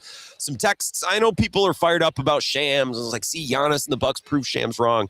I do have to point out, Shams never came out and said Giannis will be traded or Giannis is demanded to be traded. He's been a little bit looser with his reporting. And I know, Bucks fans are like, I wish Shams would just come out and say, take accountability. At no point, I don't want to defend the guy, folks, but we're being a little crazy here. He said that Giannis has talked with the Bucks about, maybe a new home. I don't doubt that. I believe that fully. Or that the Bucks are listening to trade offers. I don't doubt that. That doesn't mean the Bucks were making calls. That doesn't mean the Bucks were hoping to trade him or looking to trade him or that Giannis demanded to be traded. That means that the Bucks were taking calls. It's like, okay, well, maybe if someone blows us away, we'll see. All right. Warriors, what do you want to give us? Wolves, what would it look like? And we learned today, I think it was Jake Fisher reported that the Bucks were never really seriously listening, which means the offers weren't big enough, but that doesn't mean the Bucks weren't listening. So I'm not defending Shams. I just want to make sure everyone understands the situation and has it clear and understands what's going on, right? I'm not trying to talk down to folks either. I've really been worn out by all of Bucks Twitter and all of Bucks fans turning Shams into public enemy number one and just devoting so much time to him. It's like, you guys. Also, the team kind of stinks. You know what I mean? Bucks fans, we're celebrating like we won the finals today. And again, I'm happy he's back. I'm happy he's still a Buck through the trade deadline, and they'll reevaluate in the offseason. I'm glad that the Bucks will have an opportunity to use some of their assets, the money and the picks this offseason to hopefully reshape the team and be better next year. And maybe Giannis gets some much needed rest and some much needed recovery. If he misses more time the rest of the year, I don't think they'll shut him down fully. I hope they don't. But if they're not in the playoffs, they won't be running him into the ground, which is probably good for Giannis because, as Doc Rivers pointed out a week or two ago, he's played a lot of basketball, the Olympics, and the Greek national team. So I'm happy that he will remain here. I'm happy that he's here. But Bucks fans, cocking off on the internet, this team is not good. I still don't like the coach. I don't really like the roster, although I'm glad the Cole Anthony experiment ended and they shipped him out of town. Welcome back, Nigel Hayes, by the way. It's funny, Bart Winkler's getting discussed in the live chat. Matthew says, Bart is annoying. I'm shocked he's unemployed again. And Thomas follows that with, Bart's kind of growing on me lately. That's it in a nutshell. Every time Bart comes on to do a hit, it's half the comments are, I love Bart, and half the comments are like, dude, this guy. And there's a little bit of truth in both. I think that's why I enjoy his appearances. He gives a little bit of both. This 414 text says, come on, Grant, just give in to the hatred for Shams. Be one of us. Yeah, look, I understand it. And today, if you look at the ESPN shows, I saw the ticker, the windy clip after the trade deadline passed. It's like, all right, so Giannis is going to be here now, but we'll see in the offseason, which, by the way, folks, is fair coverage. It's a good point. It is a little exhausting and it is a little annoying, and I get it. So you know what? Turn it off. Stop watching. Stop watching. Stop watching that stuff. Listen to Locked On Bucks. Listen to Justin. Listen to Bill's show.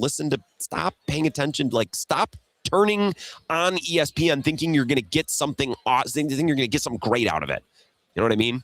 Let's take a break because I don't want to make Ryan Ripken wait if he starts to walk over here. This is a 5-minute break. We'll get some words for our sponsors. We'll continue the show next. This is the Wisco Sports Show with Grant Bills on the Wisconsin Sports Zone Radio Network.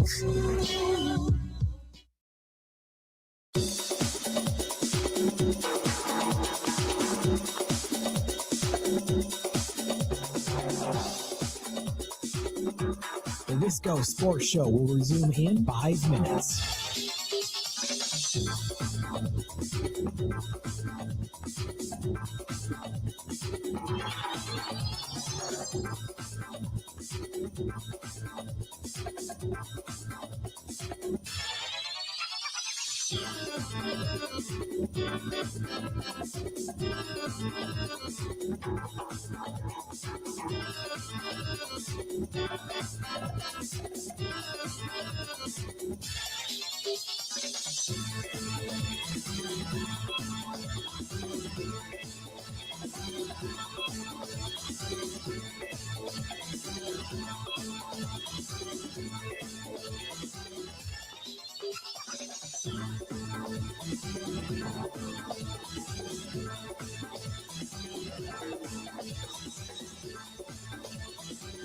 The Wisco Sports Show will resume in 4 minutes.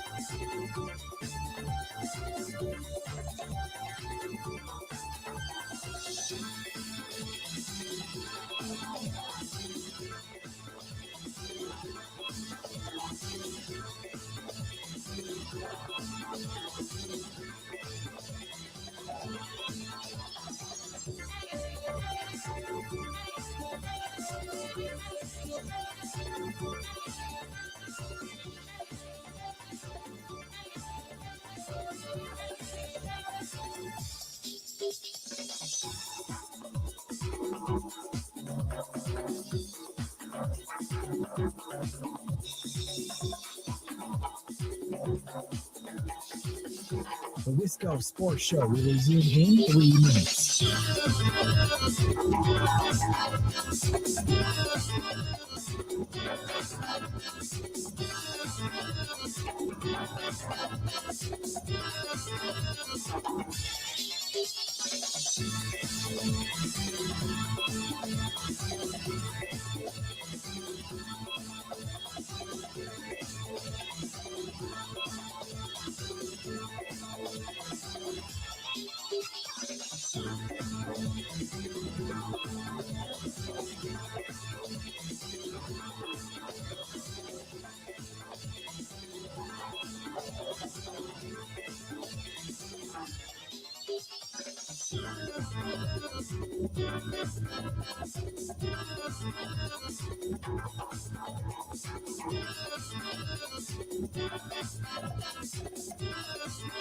The Wisco Sports Show will resume in 2 minutes.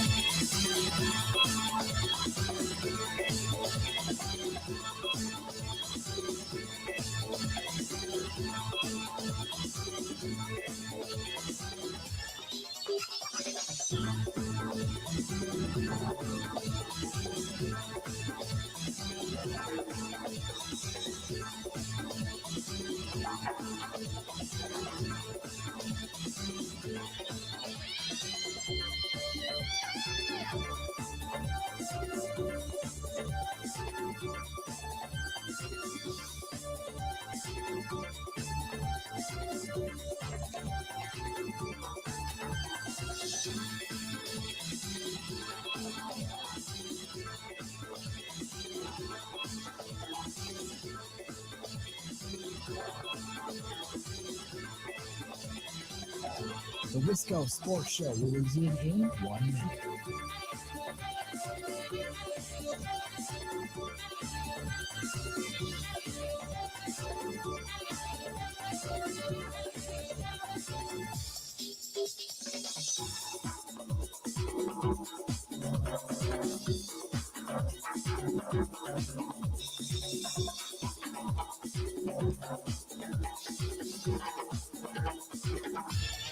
The Wisco Sports Show will resume in 30 seconds.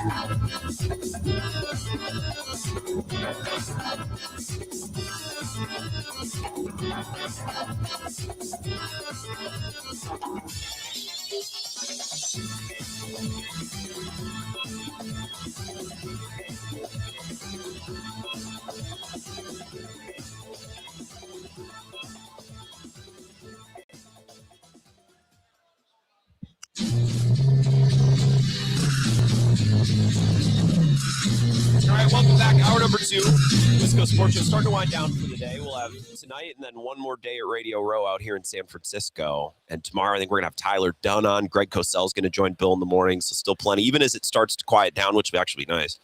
Still plenty of great guests.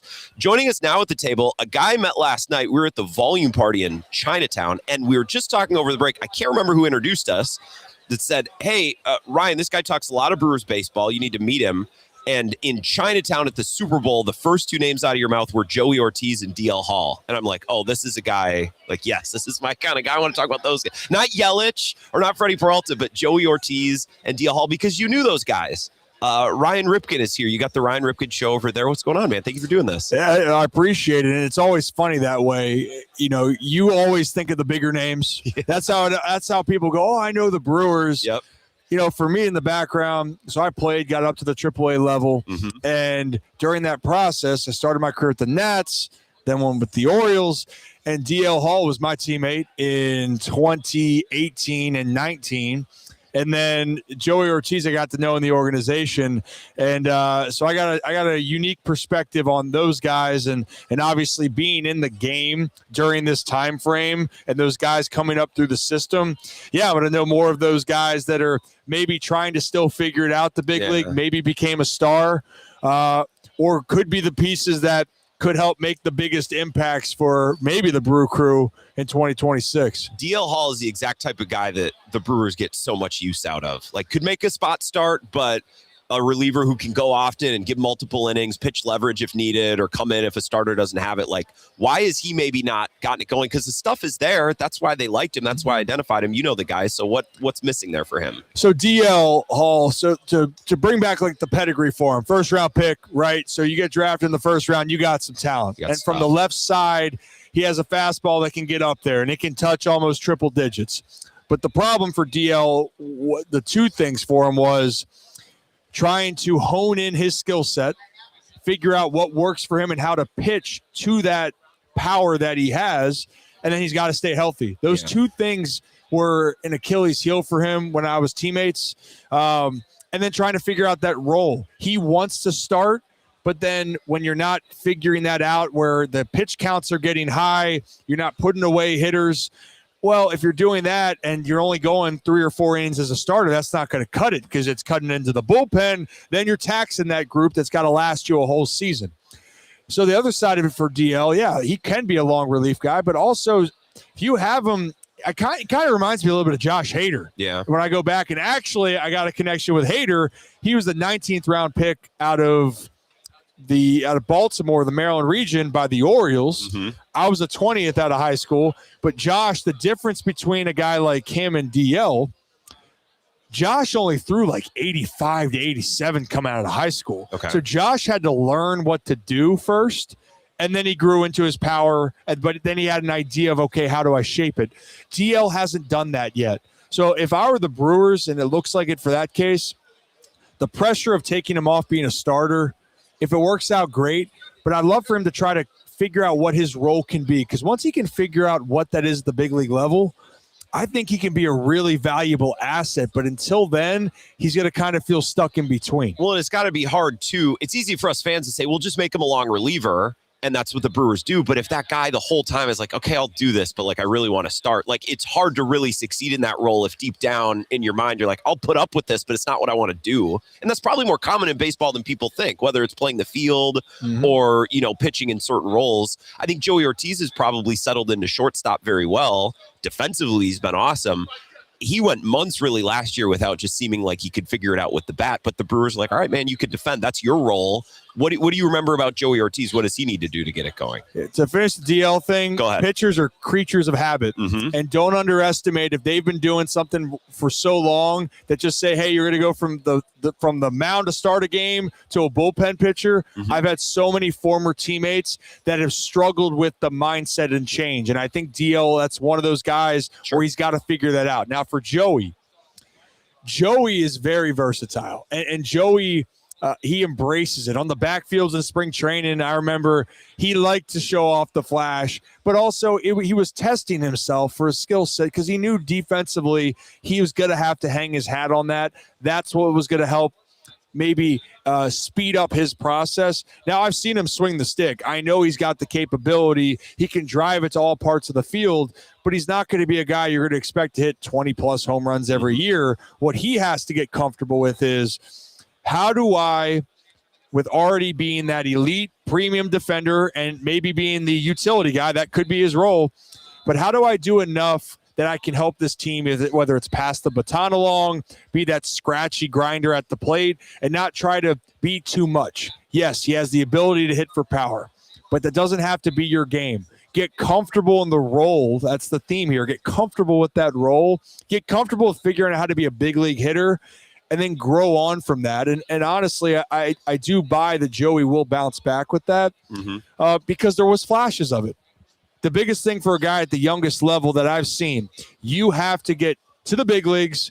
You're happy, you're excited, maybe have a good year, but the hardest thing is replicating that. And for Joey, that was the hard thing last year, was trying to replicate some of the success he had the previous year. Well, and I think for whatever it's worth, he came up and was great to the point where Brewers fans are like, this guy could, borderline all-star first half of the year. He hurts his neck, changes his batting stance, and then year 2 can't replicate it. So he comes back year 3. I don't think it's fair to say that the book is written on him offensively as a player for sure. And it's funny because you mentioned, just be comfortable with the player you are. I think it's a big part of the thing Pat Murphy preaches. Like, I watched an interview with Chet Williams.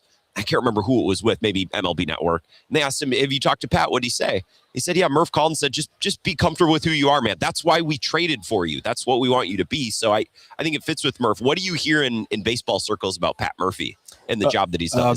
Murph is, he's an elite manager. Yeah. But here's the first thing, and this is not just in managing, this is in life, but this is going to make a lot of sense when we start talking about the other examples in Major League Baseball. Okay.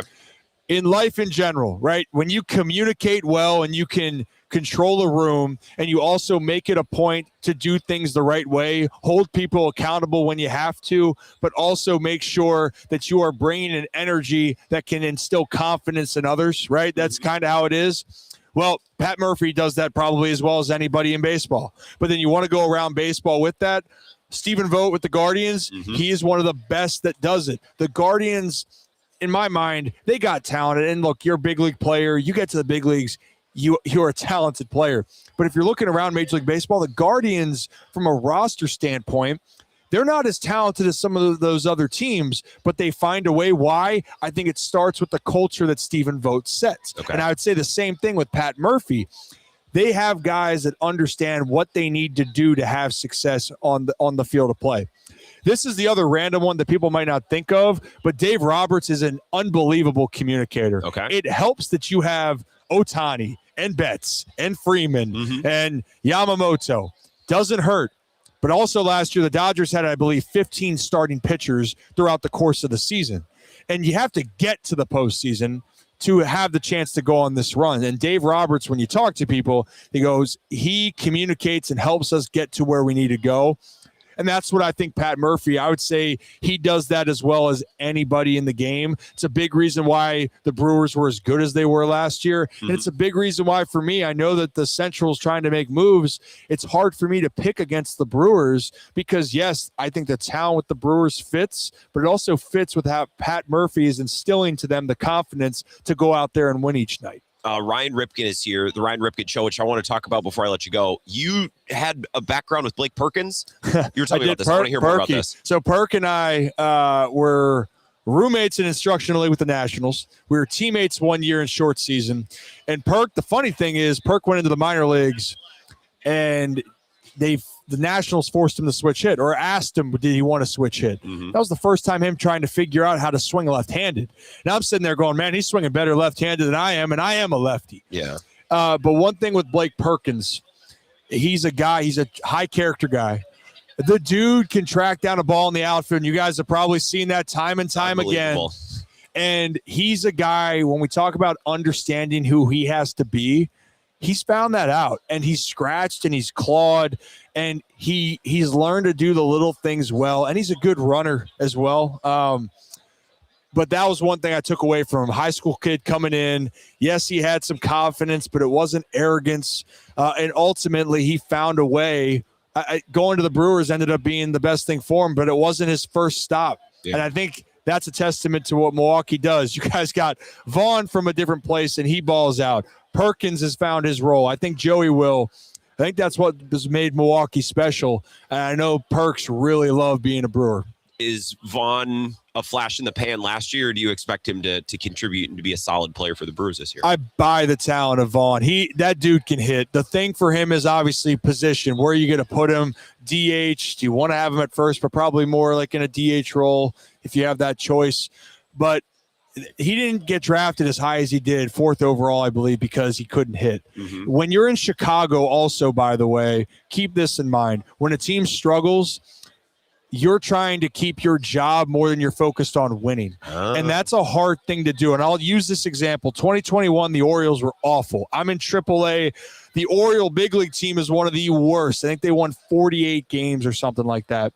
Cedric Mullins had his 30 home run, 30 double season that year, 30 stolen bags in that. And I told Seti, I'm so proud of what you did, because it's so hard to play on a team where you're trying to compete to be a part of the future. It's easy to play when you're not focusing on the results. So for Vaughn and the White Sox, to me, it got toxic. Gavin Sheets is another example. He's one of my best friends. That's how I met Andrew Vaughn. Gavin really struggled with the White Sox his last year, gets let go, or goes to free agency, minor league contract to the Padres, wins the job, and he almost has 20 home runs last year helping San Diego.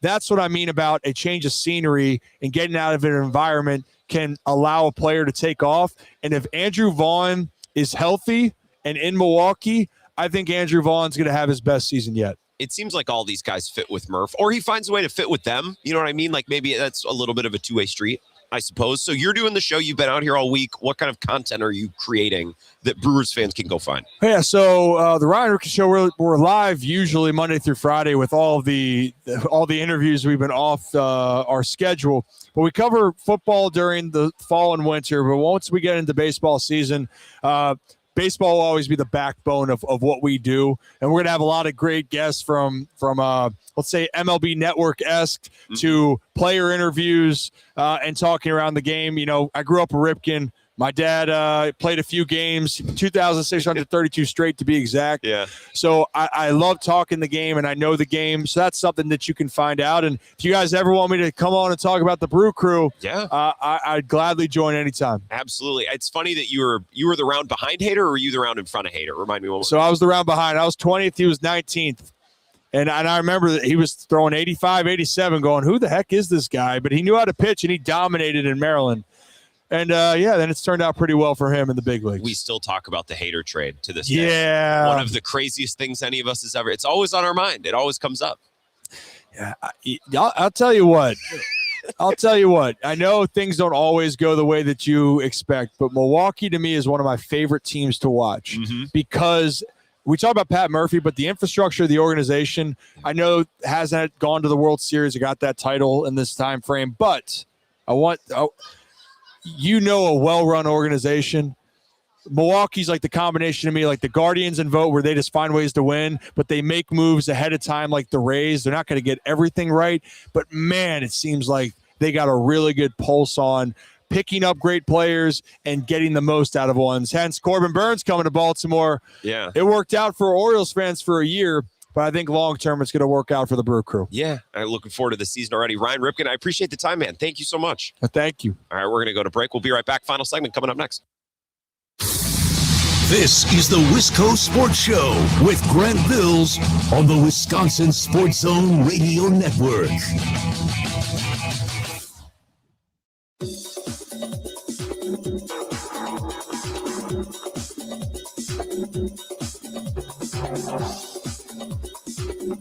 The Wisco Sports Show will resume in 3 minutes.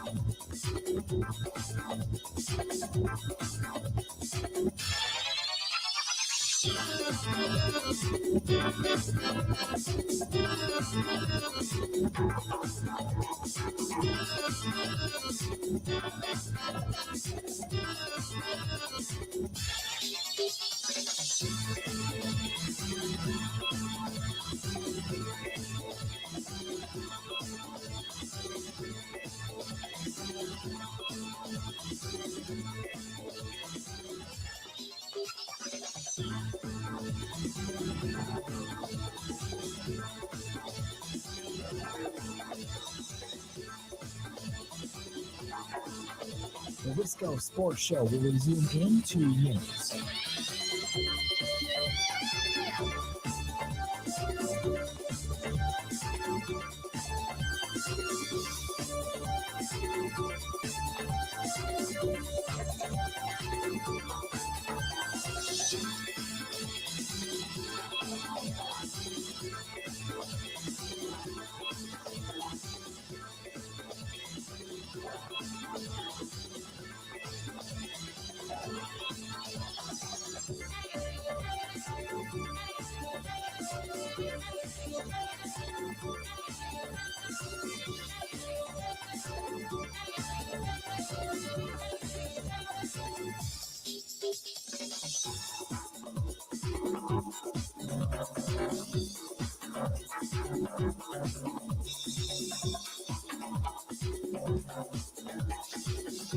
The Wisco Sports Show will resume in 1 minute.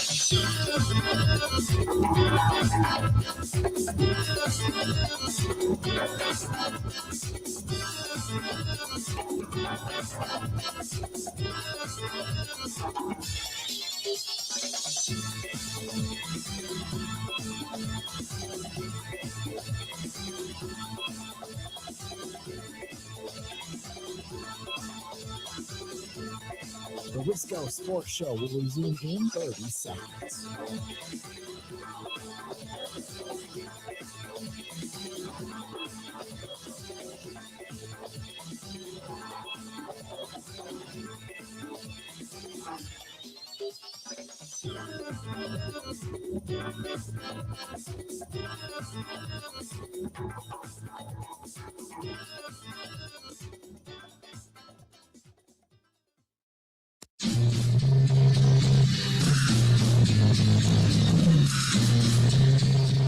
All right, final segment, Wisco Sports Show.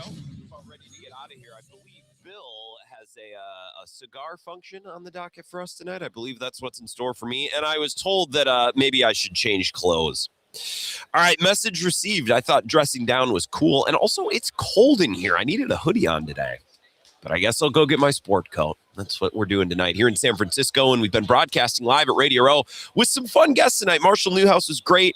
TJ Ward was such a funny interview. If you missed it, you got to go back and listen. We talked about his Super Bowl in Denver, his thoughts on the Super Bowl coming up, because he was a champ 10 years ago in Super Bowl 50, the last time that the Super Bowl was out here in San Francisco. He played for the Broncos, so we talked about that. We got into halftime shows. I'm like, who was your halftime show? He's like, I don't remember. Like, was it Coldplay? He asked me, do you know a Bad Bunny song? I'm like, no, but should I? It's a very unassuming, very funny interview. Cannot recommend enough. You go back and please listen to that in the podcast. And Marshall Newhouse, who's on with us last year as well, just really, really good. And Ryan Ripken, dude, what a cool guy. Just wanted to talk baseball, including, I mean, he has a connection to Josh Hader, a couple of the Orioles guys that have entered the Brewers system and now gone on to be contributors, especially Joey Ortiz. Andrew Vaughn got a connection there. So always a cool time, and I love having an excuse to talk baseball. Even at Radio Row, the Super Bowl, we're here thanks to Flipside Pub and Grill. They're food and fun without the franchise. A couple of texts here, and again, I'm really trying my best to mind the text line because we can't take calls this week.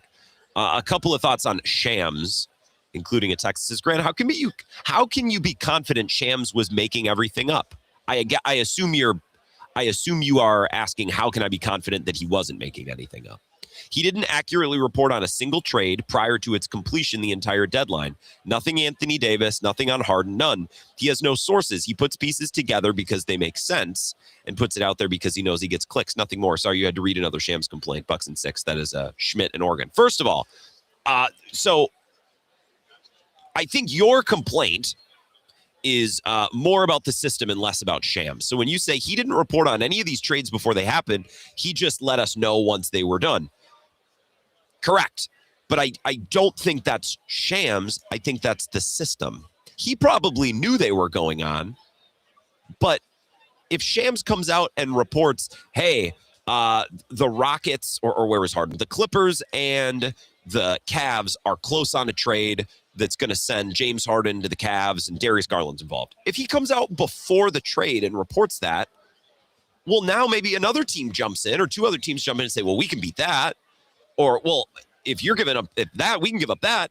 And now the trade starts to fall through. And guess what? When it comes time for Shams to report another thing, he's not going to get the info because, dude, you blew up our spot last time. So you are correct in that Shams didn't report anything before it happened, but that's not really the job.